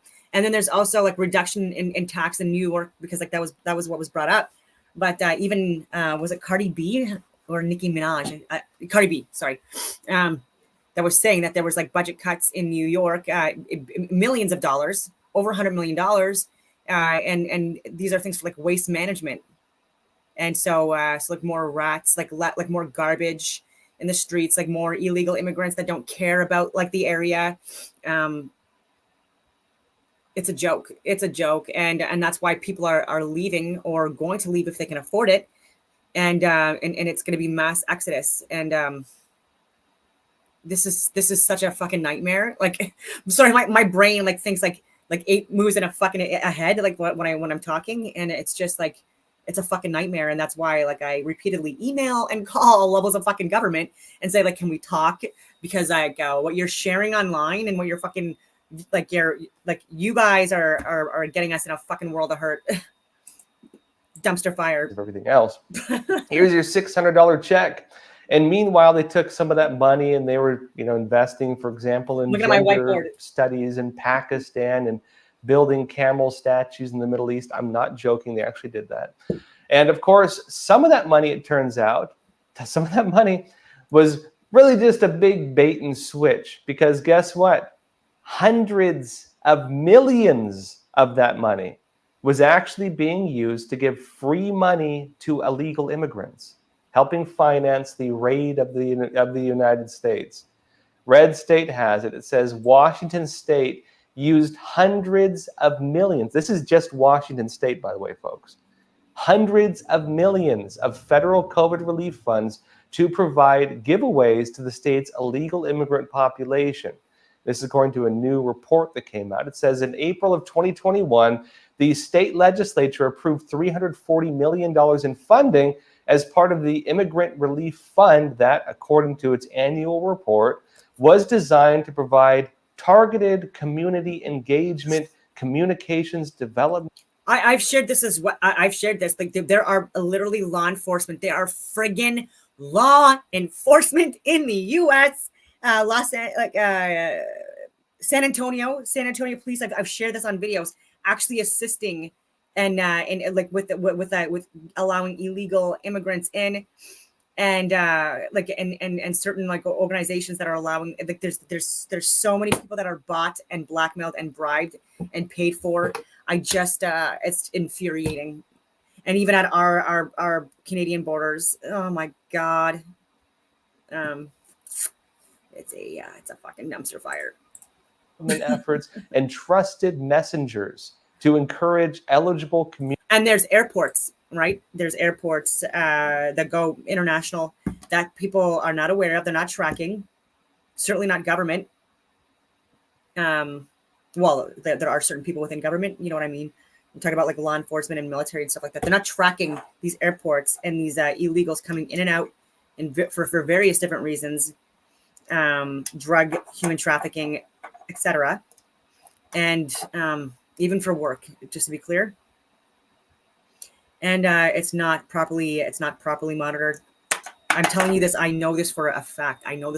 These are discussions that have been had in planning, in special operations planning conferences,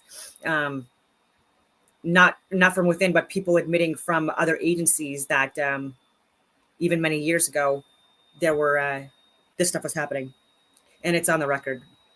So it's all like open source information. It's all on the freaking record. Community members to apply. That sounds like some legalese there, right?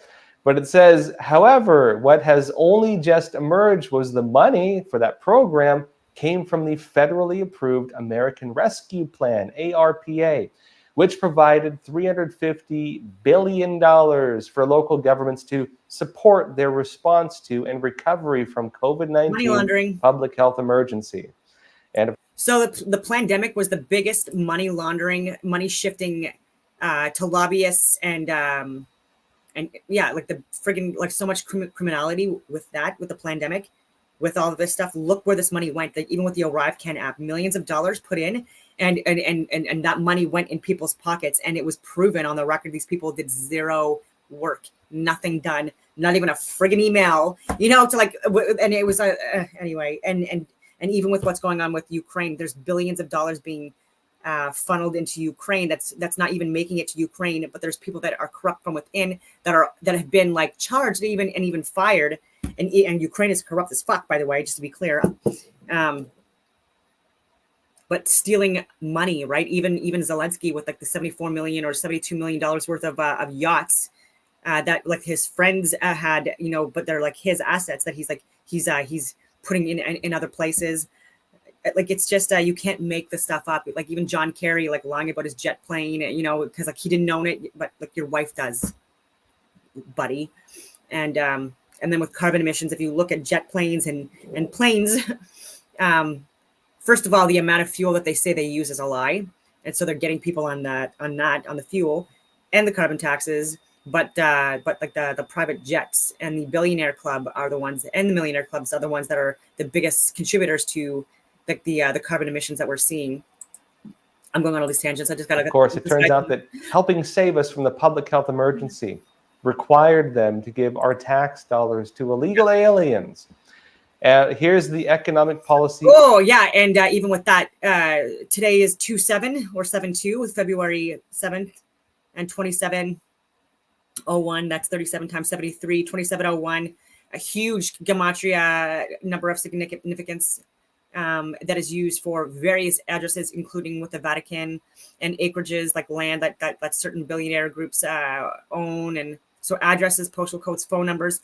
I've had 27 as addresses, and my last 4 variations of that my entire life, not by coincidence, for a reason, because I do believe in this stuff and have been for many years, and the proof is in that.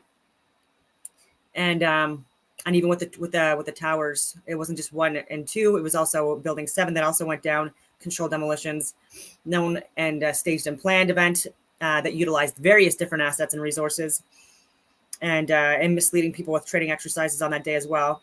But then being called Ground Zero. So then you had towers 1, 2, and 7, and then that location being called Ground Zero. So you've got that in it as well. So it doesn't surprise me that 72 nations would be involved with the. And by the way, that was a staged and planned coup in during that period of time, and it was actually it's now archived data, but it's now been found out that it's actually law enforcement from Ukraine that were actually firing on the protesters and killed people. And so let that sink in, ladies and gentlemen. And with Ukraine as well, they are suppressing, and there's political prisoners. There are religious prisoners. So they're going against religious people as well, just like they're doing in other, what they're trying to, they're doing this in the US and Canada as well. They're going after conservative people or religious people, even imprisoning them. Like, I'm not even friggin' lying. Like, this stuff has actually happened. Pastors have been arrested and jailed for giving sermons during the friggin' pandemic by crazy. This is what I mean. We have this like a woke cabinet, and they are the ones that literally believe in what they're spewing. They believe they're victims. Okay, and they think that the Canadians are actually against them. So this is terrifying, the situation, right? When, oh my God, when the villain actually considers them to be the victim, just like Adolf Hitler, Stalin, Lenin, Trudeau, Biden, countless others. But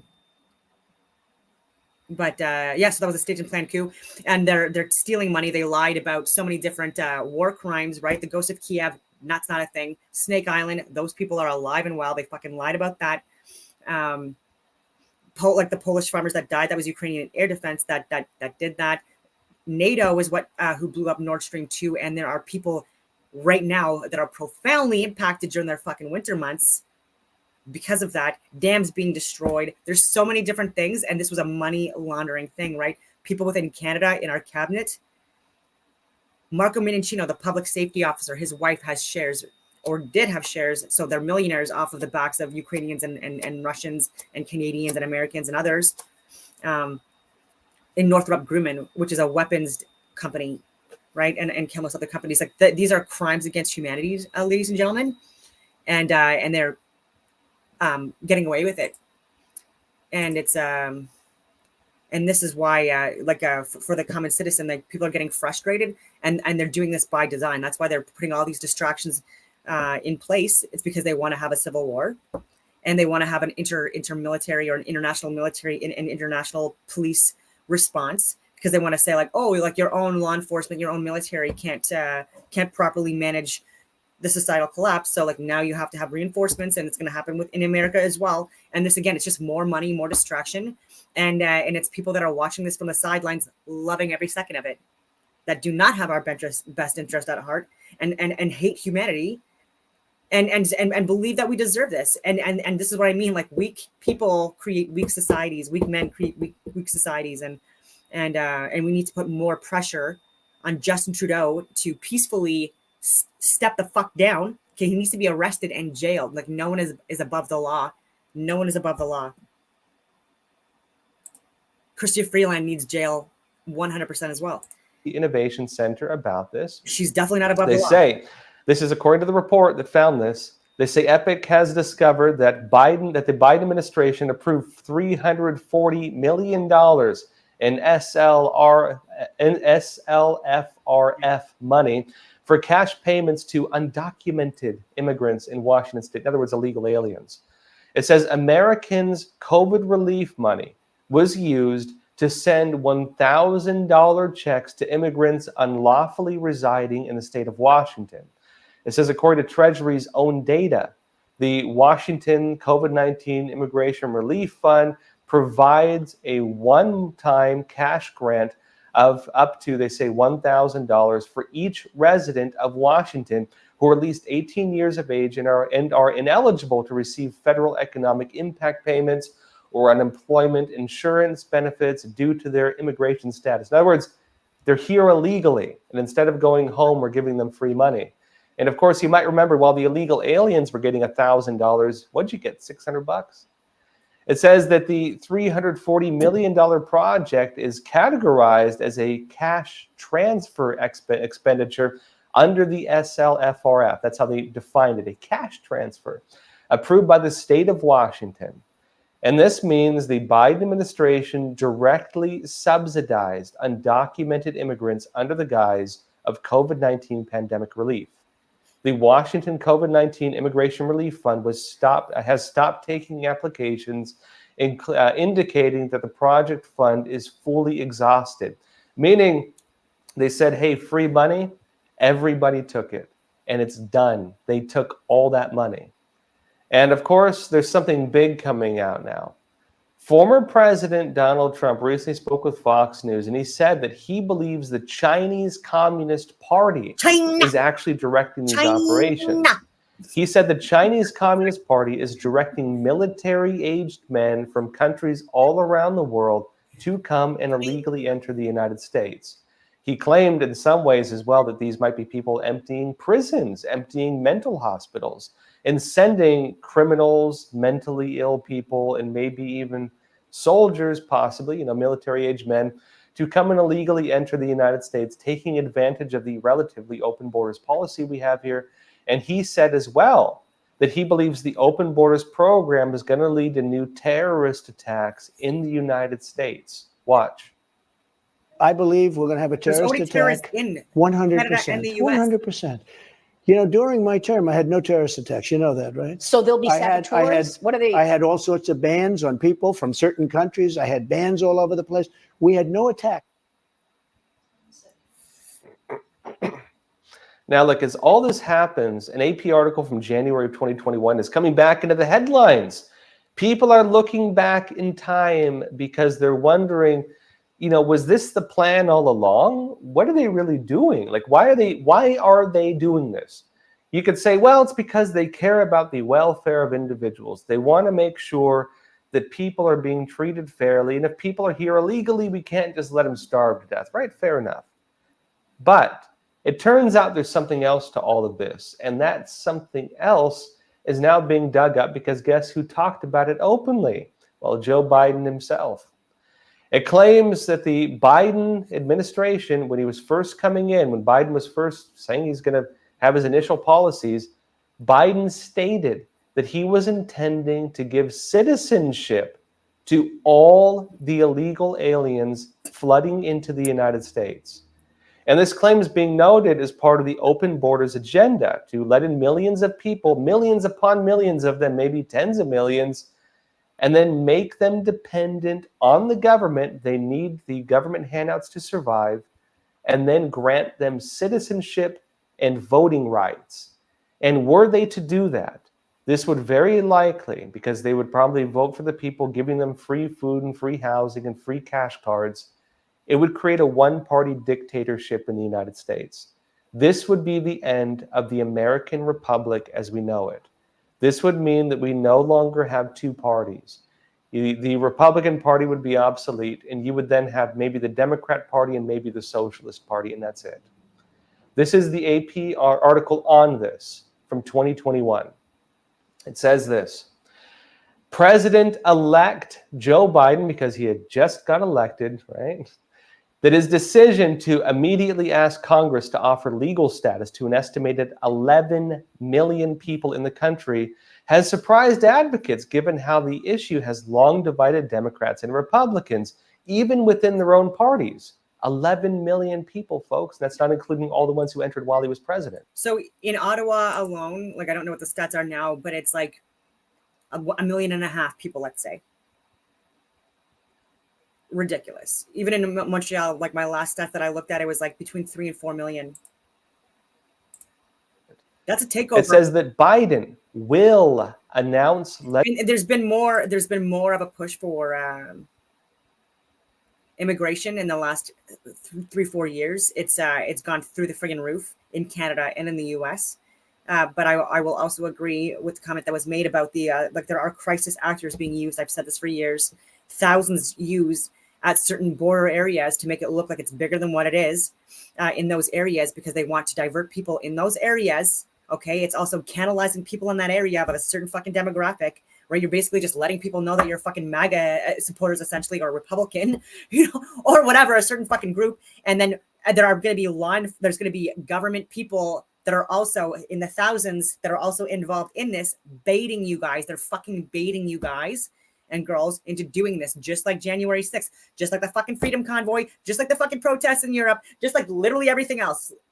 It's a fucking like, and everyone keeps fucking falling for it. Like, you need to go through the legal route, right? If you want to make a difference, it's not joining a fucking protest. I know that it's unfortunate, but that's the reality. Okay, that's exactly what they want you to do. Okay, they don't want you to become lawyers, though. Okay, they don't want that. They want you to be a perpetual fucking healthcare fucking patient, psychiatric patient, medical experiment.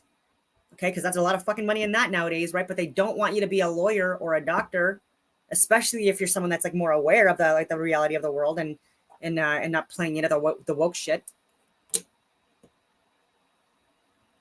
Crisis actors use, yeah. So like it's just more, and then there's going to be people imprisoned, and there's going to be like more further justification for to declare like War Measures Act and the Emergency Act when this all fucking trickles over.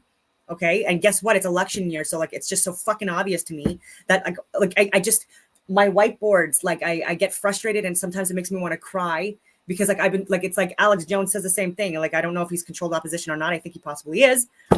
But like saying the same fucking stuff and giving like the play-by-play, and it still happens, and people are shocked when it fucking happens.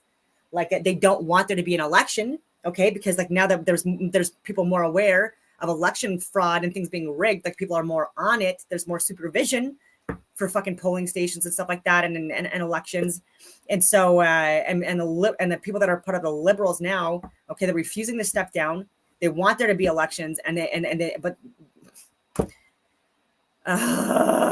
it's going to be, and the same thing with the Democrats, right? Like it's going to be some kind of like an emergency declared internally and externally simultaneously, and it's literally because they want to stay in power. Like how fucking crazy is that? And the fact that we're not seeing it and we're not doing something about it peacefully, but like getting law enforcement more involved, like fucking people in law enforcement and government actually listening and responding to the fucking emails like people like me are sharing and sending at risk to ourselves, because this is really there's resets, man. Fuck, man, there's natural and man-made.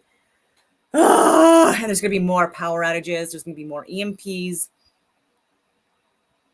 because people are getting desperate, right? And even within World War II, the most amount of crimes against humanity were committed in the last year and a half of the war, because people knew that at some point it was going to be over, and they were fucking sick individuals, and they wanted to kill a certain group of people because they legitimately hated them, just like how people legitimately hate the unvaccinated still. Okay, there was a lot of people that fucking hated the unvaccinated during the Freedom Convoy time, and they literally wanted us dead. Like I death threats, I was getting it. Countless other people were getting it. Like lives fucking destroyed, and guaranteed. Like these people were saying they wanted us to be in camps. They wanted us to be like dead, and so yeah, we absolutely had Nazis in Canada. Legislation his first day in office to provide a path to citizenship for millions of immigrants in the United States illegally, according to 4 people briefed on his plans. It says the president-elect campaigned on a path of citizenship to the roughly 11 million people in the United States illegally, but it was unclear how quickly he would move while wrestling with the coronavirus pandemic, the economy, and other priorities. It says for advocates, memories were fresh of President candidate Barack Obama pledging an immigration bill his first year in office. And it said in 2019. Sorry, like I know I'm going off the video a lot, but this is just an interesting conversation as well. But yeah, I'm afraid of this happening with Russia as well, like whether they like it or not, being involved in the mix, because a lot of people are trying to blame false flag events on Russia, just like they did with the Ghost of Kiev, with Snake Island, with the Polish farmers fucking dying, with the Nord Stream 2, with that Krakow Dam, whatever it was called, and so many other things, right? Like blaming Russia on like election interference. There's so much, and people are not actually even listening to what Russia is saying or what the government is saying. And I'm not saying that I'm neutral right now. I'm observing. I'm trying to be like unbiased when I'm seeing with what's going on. But when Tucker Carlson interviews Putin, like I'm actually like that is incredible, and I would love to do that as well. And but he's going to talk to him about, like he believes that like the West Western societies are crippling themselves from within. Like there's, and this is like a lot of like Asian places as well, and Europe. They believe that we're fat, that we're lazy, that we're undisciplined, that we're disgusting, that we're whores, you know, and that we like there's like no family values. Like this is 100% what's being pushed internationally because of what demographic is making mainstream coming out of, you know, like these first world countries, right? Like what, like who you're seeing at like The Social, The View, Fox, Global, CTV, CBC, out like, you know, BBC, like these are friggin' woke, ridiculous news platforms, and people from other countries are alarmed by what they're trying to discuss as being normal or acceptable or, you know, new age or, you know, woke, whatever. Like people are like think it's disgusting, right? And I'm going on all these tangents, but there's a lot of people that want to put in place like false flag events, and like it's just how many fucking decades do we have to fall for this, right? USS Liberty, Northwoods, Pearl Harbor, January 6th, freedom, like come on guys, come on. 19, but not tackling the issue until his second term. And here's a quote.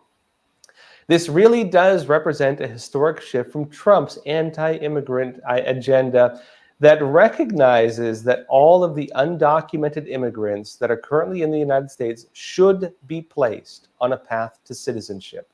This was according to the executive director of the National Immigration Law Center, who was briefed on the bill. And it says that if it was successful, the legislation would be the biggest move toward granting status to people in the country illegally since President, guess who, Ronald Reagan, bestowed amnesty to nearly 3 million people in 1986. And when Reagan did that, by the way, California was a solid red state. California is a Republican state. When Ronald Reagan gave citizenship to 3 million illegal aliens, California went from solid red to solid blue. It is now forever blue. It is a full-on Democrat state. And that demographic shift, if Biden did this, would be across the entire United States. It says that legislative efforts to overhaul the immigration policy failed in 2007 and 2013. That was when Obama was, you know, first end of Bush era, then Obama era. It says that Ron Klain, Biden's incoming chief of staff. Yeah, so even on that, actually, I'll pull that back up. I also know that firsthand because with Discovery Channel, try to find a lawyer to go against the Discovery Channel. The Discovery Channel in anywhere in the U.S. And you will not find it. Conflict of interest, other excuses, and not a one. And so a lot of journalists or teams absolutely have legal teams, and they're largely bought and paid for. And that's even more reinforcement and proof.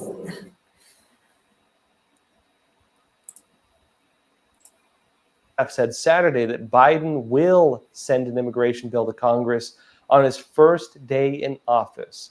He says he did not elaborate on Biden's office, declined to comment on the specifics. Now, what we're seeing now is that Biden did not do that, but the immigration bill that is now going through Congress does do that. That immigration bill right now being negotiated in Congress achieves what Biden said he would do. It would offer a pathway to citizenship to every single illegal immigrant in this country. And in addition to that, of course, even give again Alejandro Mayorkas, head of the DHS, the ability to, as people illegally enter the United States, have a rapid process where they grant them amnesty and with that voting rights. Now, Elon Musk has sparked a public debate on this. And Elon Musk posted a screenshot of the headline on X of the article we just looked at from 2021, and he wrote this: Biden's strategy is very simple. 1, get as many illegals into the country as possible. 2, legalize them to create a permanent majority, a one-party state. That is why they're encouraging so much illegal immigration. Simple yet effective. And keep in mind, Elon Musk is an immigrant, but of course, a legal immigrant. Now, to nail down this point, Elon Musk also linked to the congressional bill that failed to pass previously, showing that not only are they doing it right now, but they tried this before. When Biden said that he was going to give, amnesty or citizenship to every single illegal alien, that was not just empty talk. They actually tried to do it. They tried to do that, and of course, it failed to pass the Senate. That bill was H.R. 1177. And let me show you the bill. It says this. It says, quote, "A bill to provide an earned path to citizenship to address the root cause of migration and responsibly manage the southern border and to reform the immigrant visa system and for other purposes," right? Earned path to citizenship. I think that means that they earned the right to citizenship by coming here and illegally entering the country. And Elon Musk is also pointing out that some of the issues with the free handouts that the illegal immigrants are getting. And he said this as well. A few other things you probably don't know. Illegals in America get bank loans, mortgages, insurance, driver's licenses, free health care in New York and California at least, and in-state college tuition. They get free college. And he says, what's the point of being a citizen if an illegal gets all the benefits but doesn't pay taxes or do jury duty? And I should remind you, Americans don't get some of these things. American citizens don't get free health care. American citizens don't get free college. And of course, that's not technically free either. It is paid for by your tax dollars. It's paid for by your premiums, and the free housing and free subsidies for that are paid for in rent hikes. If you're wondering, Elon Musk says it right here, quote, interest rate hikes. "If you're wondering why housing is so expensive, this is a major contributor." Supply and demand, folks. Supply and demand. If there's 10 houses and 20 people want them, what happens? There's 10 houses, 5 houses are given away for free by the government, and the American people compete for the remaining 5. What happens? The cost of those houses will skyrocket to the very limit of what those remaining people can pay. Of course, it's not that drastic, but just illustrating it. They subsidize free housing for one group of people using your money. And then we have to compete over the remaining housing as the federal government restricts permits, notably for example, single-family homes and so on. And while companies like BlackRock and others are buying up single-family homes, that's why rent is so expensive. And in other news as well, we've discovered before, we've talked about this, some of the reports showing that the Chinese mafia is carrying out drug operations right here on American soil, as well as the cartels, by the way. And this includes gang members using slave labor. There's slaves in America right now to grow things like marijuana out of homes in American suburbs. And it turns out this program is being enabled in part by the U.S. Department of Treasury. A new report explaining this. It's a criminal operation being sponsored in part, folks, by your hard-earned tax dollars. Just another one. The Maine Wire says this: from Oklahoma to Maine, a little-known program operated by the U.S. Department of Treasury has been leveraged by foreign criminal organizations to acquire properties throughout rural America and transform them into drug manufacturing and trafficking hubs, human trafficking hubs. Of course, using the money, of course, that's given by our federal government and by our tax money in order to buy up properties, also putting a squeeze on housing prices, and then using them to make drugs and traffic people. It says the so-called Community Development Financial Institutions Program, that's CDFI, originally created by Congress back in 1994, may have started as a way to help low-income immigrants access financing to purchase homes. However, since 2019, thanks in part to COVID-19 era funding enhancements, the program has become a way for foreign criminals, criminal organizations, to obtain taxpayer-funded benefits as they scoop up American land and American houses for elaborate international drug operations. And I should note as well, if you're wondering why these Chinese citizens are buying up American land, if you're wondering why they're buying up all this, of course, housing in America, and keep in mind in Canada, this is openly being cited as the reason for their high housing costs. It's because foreign nationals are buying up the properties, and as they lock Canadian citizens out of the market and create a monopoly, the Canadian citizens can no longer afford the houses. Yeah. The same thing is happening in America through multiple different angles. And destruction companies are too busy exploiting Canadians as well, and pushing us out of the suburbs completely. Not just Stittsville where I was, but like other people impacted as well. Where there were orchids that were completely decimated, shredded, and not like replanted, like none of that shit. None of the resources used. Cemeteries, churches, national parks, wildlife preservation areas, all destroyed, all taken over by these destruction companies to profit foreigners, illegal immigrants, and again pushing Canadians out. And this is one of them. The fucking nerve. It says, according to a leaked Department of Homeland Security memo, there are more than 800 Chinese-owned properties throughout the U.S. This is not just the properties, but instead, quote, where Asian transnational criminal organizations are engaged in illegal drug manufacturing and trafficking. In other words, DHS is aware of 800 Chinese-owned properties in the U.S. run by the triads, Chinese criminal organizations, that are carrying out drug manufacturing and human trafficking. And it says DHS believes the proceeds of the marijuana trafficking are used to finance other illicit activities, including human trafficking, narcotics trafficking, and other activities in the People's Republic of China under the Chinese Communist Party. Let me show you some more on these grow operations, by the way. We talked about them a lot on the show, but let me show you this. The Daily Caller said that lucrative Chinese illegal marijuana grow operations are popping up all over Maine, just one state in the U.S., according to a federal memorandum distributed within the Border Patrol that was obtained exclusively by the Daily Caller News Foundation. It says law enforcement in Maine identified 270 suspected properties used for Chinese illegal marijuana grow operations that could produce an estimated $4.37 billion in revenue, the July memo states. It says Chinese nationals who either have resident status in the U.S. or asylum claims that prevent them from being removed from the country tend to operate such grows. A federal law enforcement source who requested anonymity because they weren't authorized to speak publicly told DCNF.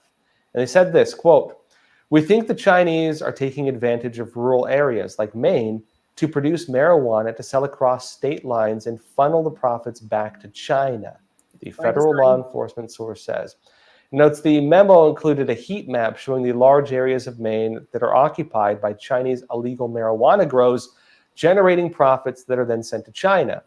Voters chose to legalize marijuana in Maine back in 2016. While medical marijuana use has been legal since 1999 and was decriminalized in 1976, the sale of recreational marijuana became legal in 2020. And they said, quote, "There's no deterrence." This is according to the former head of DEA Special Operations Division, Derek Maltz, telling DCNF. He said, quote, "Criminals are masters of taking advantage of vulnerabilities." I've talked to a lot of people on this.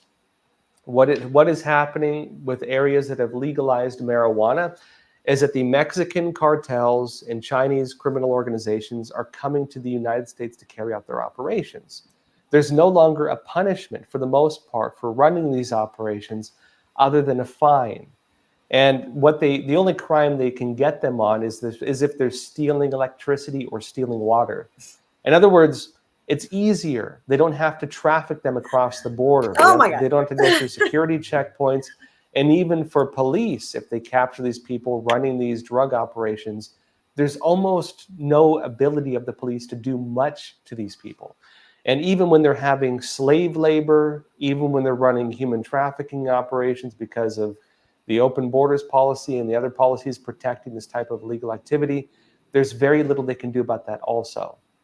Now, a lot of what we talked about today all stems from the open border policy, but who is really facilitating the influx of illegal immigrants and thus the border crisis? Well, the United Nations, working hand in glove with the federal government under the Biden administration. You might remember, this is coming out now. People are becoming aware of it, but I covered this in a special report several years ago called Border Deception. I went to Texas, I went to the border, I even went to Mexico, where I saw the illegal immigrants crossing, throwing their papers, throwing their passports away, getting rid of their IDs, getting rid of anything of value, and then coming across to the US and applying for asylum. And of course, trying to enter America legally through other means. You can watch my special feature on that, which explains what is behind this. It's called Border Deception. It's only on Epic TV. Link to that in the description below and in the live chat. It's a must watch, especially now because, look, I was talking about this before it was really well known. I got attacked pretty heavy for saying it, but everything we say in this special feature, everything is now coming out. Everything we talk about is now being proven to be true. And now, before we jump into questions, here's a quick word from our sponsor. Nope. The news reports went like this. Ebola found its secret Chinese lab operating in California. Federal government money given to secret Chinese lab operating in California. You might remember the headlines. Canada too. And of course, that died down because they said there Manitoba, Saskatchewan. Wasn't Ebola there. This was technically a company that got federal government money to manufacture, testing devices for COVID, and the whole thing got swept under the rug. Do you know what really happened? The CDC never even tested the vials. They had hundreds of, just fridges and everything of these vials of diseases. I also shared on my social media, and I've been saying this for 4 years. There was no third-party testing done, and the buildings, the facilities that were being used to mass produce these therapeutics, there were no inspections done by any regulatory bodies, FDA, like no one, and their justification was like they had an exemption, and the exemption was lifted just recently, and that's why and the only reason why we're not dealing with more like of a push of this stuff is because that exemption was finally lifted. And the fact that there was an exemption for laboratories and or other areas to not be inspected by regulatory groups, third party testing done, the amount of criminality, the lawyers need to step up now. People, if you're thinking about like what kind of a degree to get, if you're going to go down that academic route, I would say become a fucking lawyer. Okay, because it's going to be up to the friggin' lawyers now to turn this around and get these people out, right? Because like with UN, with WEF, with World Health Organization, with border issues, with any of these issues, with the human trafficking, with the drug trafficking, all of this stuff goes away, okay, or at least managed and mitigated if you have ethical, moral, good, responsible people that are in the fucking federal and judicial levels, especially that the ones that are making the decisions and the fucking mouthpieces representing the countries, right? And because these people are allowing this to happen, all right, I can't make this clearer enough. Okay, the reason why this is happening is because the cabinet and the Senate, these people are allowing it to happen, and they're so fucking arrogant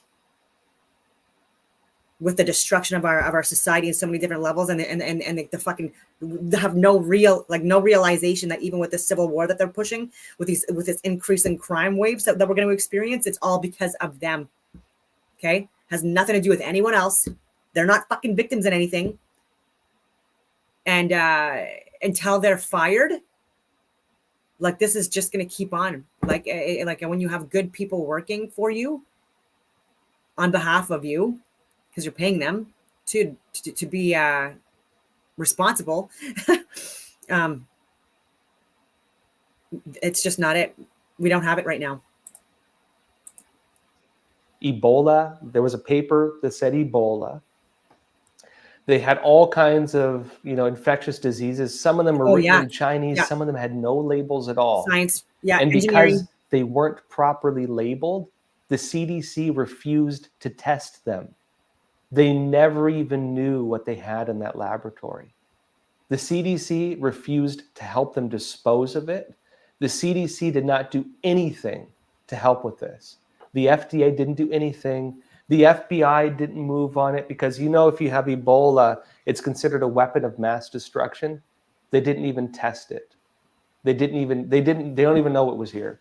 And of course, that screwed over the local officials because it all fell on them. And then they took blame for it. There was even international calls saying that they should step down because, they weren't doing anything. The federal government didn't do anything. And guess what? It turns out there are no laws in the United States to stop this from happening. China, the Chinese military could build a lab in the United States and have all these diseases here and do virus experiments, anything they want. And there are zero, well, not anything, but a lot. Okay, so I'm talking about degrees. So now so the majority of societies, I think we need a massive amount of farmers, right? There's such a negative inclination regarding farmers and farm life when I came from city to country and then I would visit family in the city every summer and in winter. And I could tell you, I adored my life in the country. The best experiences of my life, honestly. And that's why I continue to go back and why even going to Alberta and going to the Patricias, it was because of that country feeling, right? They're the cowboys of the infantry and stuff like that. And that's why anyway. And so we need a lot more farmers and people working on the land. And this is in rural communities. So I do believe that at least 6% of a society or a country should have people in around rural areas, not mass migrating legally and illegally into cities and pushing the people out of their suburbs, middle class living and stuff like that. But but it's honestly a good life. It's hard work, but you're fit and you're active, even in your friggin' 90s. And quality of life is just honestly really, really good. And so raising animals, growing crops or gardens, smaller communities and stuff like that. It's honestly, it is a good way of life. So even if you're only making, enough to just keep that beautiful living, then that is literally honestly, what more could you ask for?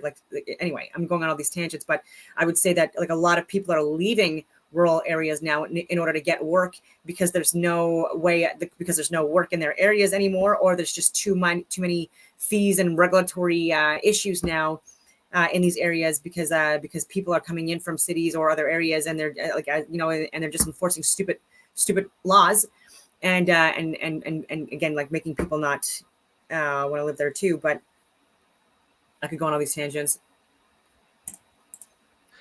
There are no laws to stop it. Milk dairy farmers, chicken farmers.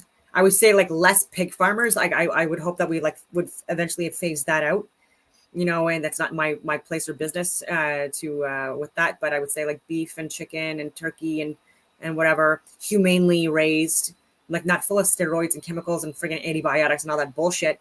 And grazing grass fed. So so there's more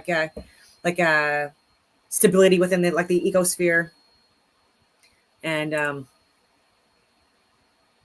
it doesn't exist.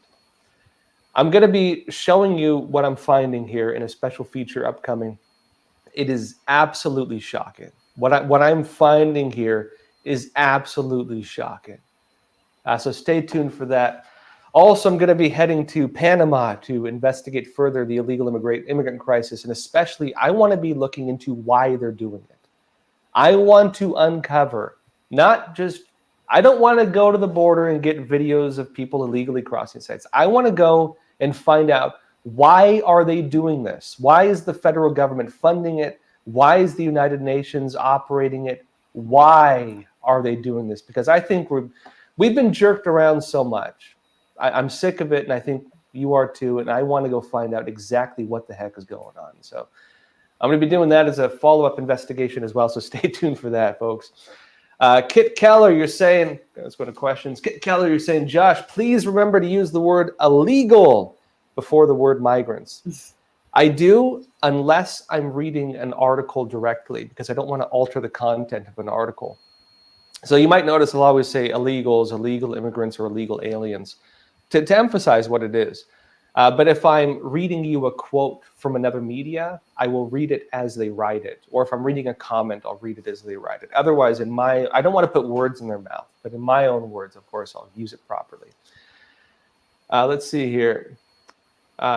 Post Orban, you're saying infuriating theft and embezzlement of citizens' wealth from the Democrats were holding Republicans in contempt. It's not illegal. Well, for a person, it's not illegal, but if you're entering a country illegally and you staying there is a violation of the law, yes, your presence is an act of violating our law, and therefore you are illegal. And it's not regulated, like I said. So people that come here on work visas, or that come through various airports that people are not tracking at all, or through borders people are not tracking at all.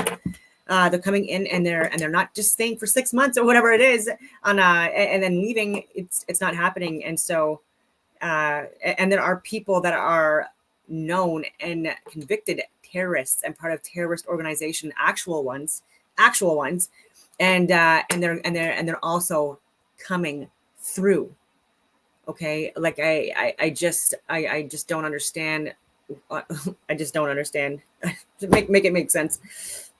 And so I'm already like well over 2 hours in, and so I will leave it at that. Like I can go on a freaking million tangents on this stuff, like just this fucking dumpster fire that we're experiencing. But I don't even know what to do. Like, do I call Bill Blair's office again today and get fucked off again by Jason? You know what I mean? For like whatever the fuck he does. And I'm not actually even look through any of the emails I've provided that are medical, scientific, and governmental in nature, where I also provide my resume, which blows both theirs out of the fucking water combined even. And oh my God, will they look at it? No. And Bill Blair gets paid like $500,000 a year, and that doesn't count the fact that he gets a lot of things written off: travel, transportation, so many different freaking benefits and stuff like that.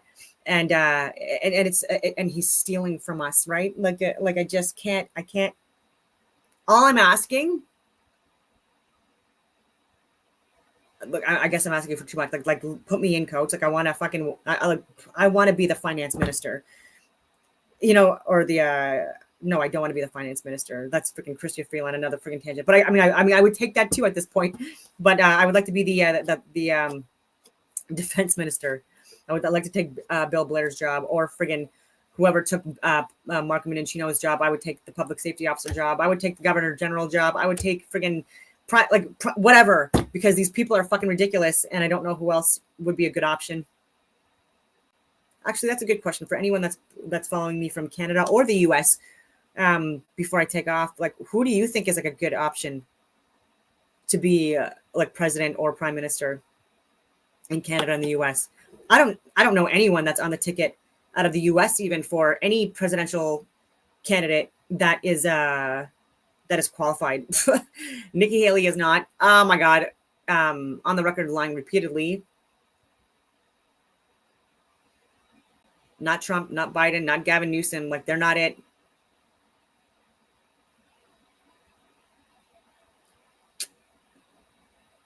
Yeah, I don't know.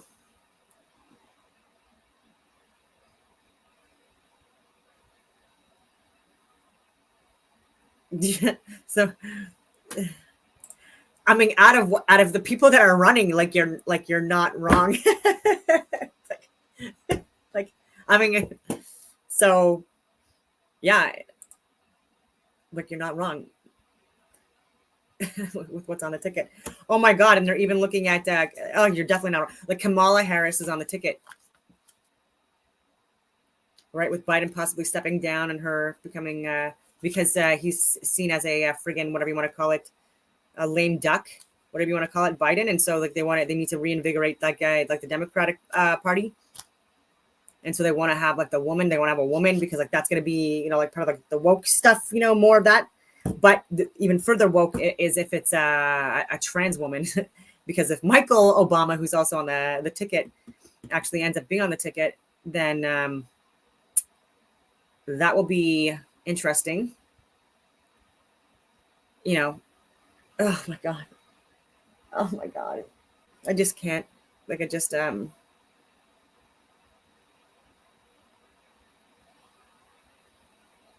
yeah, we haven't learned from dictators in the past. We see them as like if you label them as a liberal or democratic or socialist, like apparently that's just totally okay, right? That's totally cool.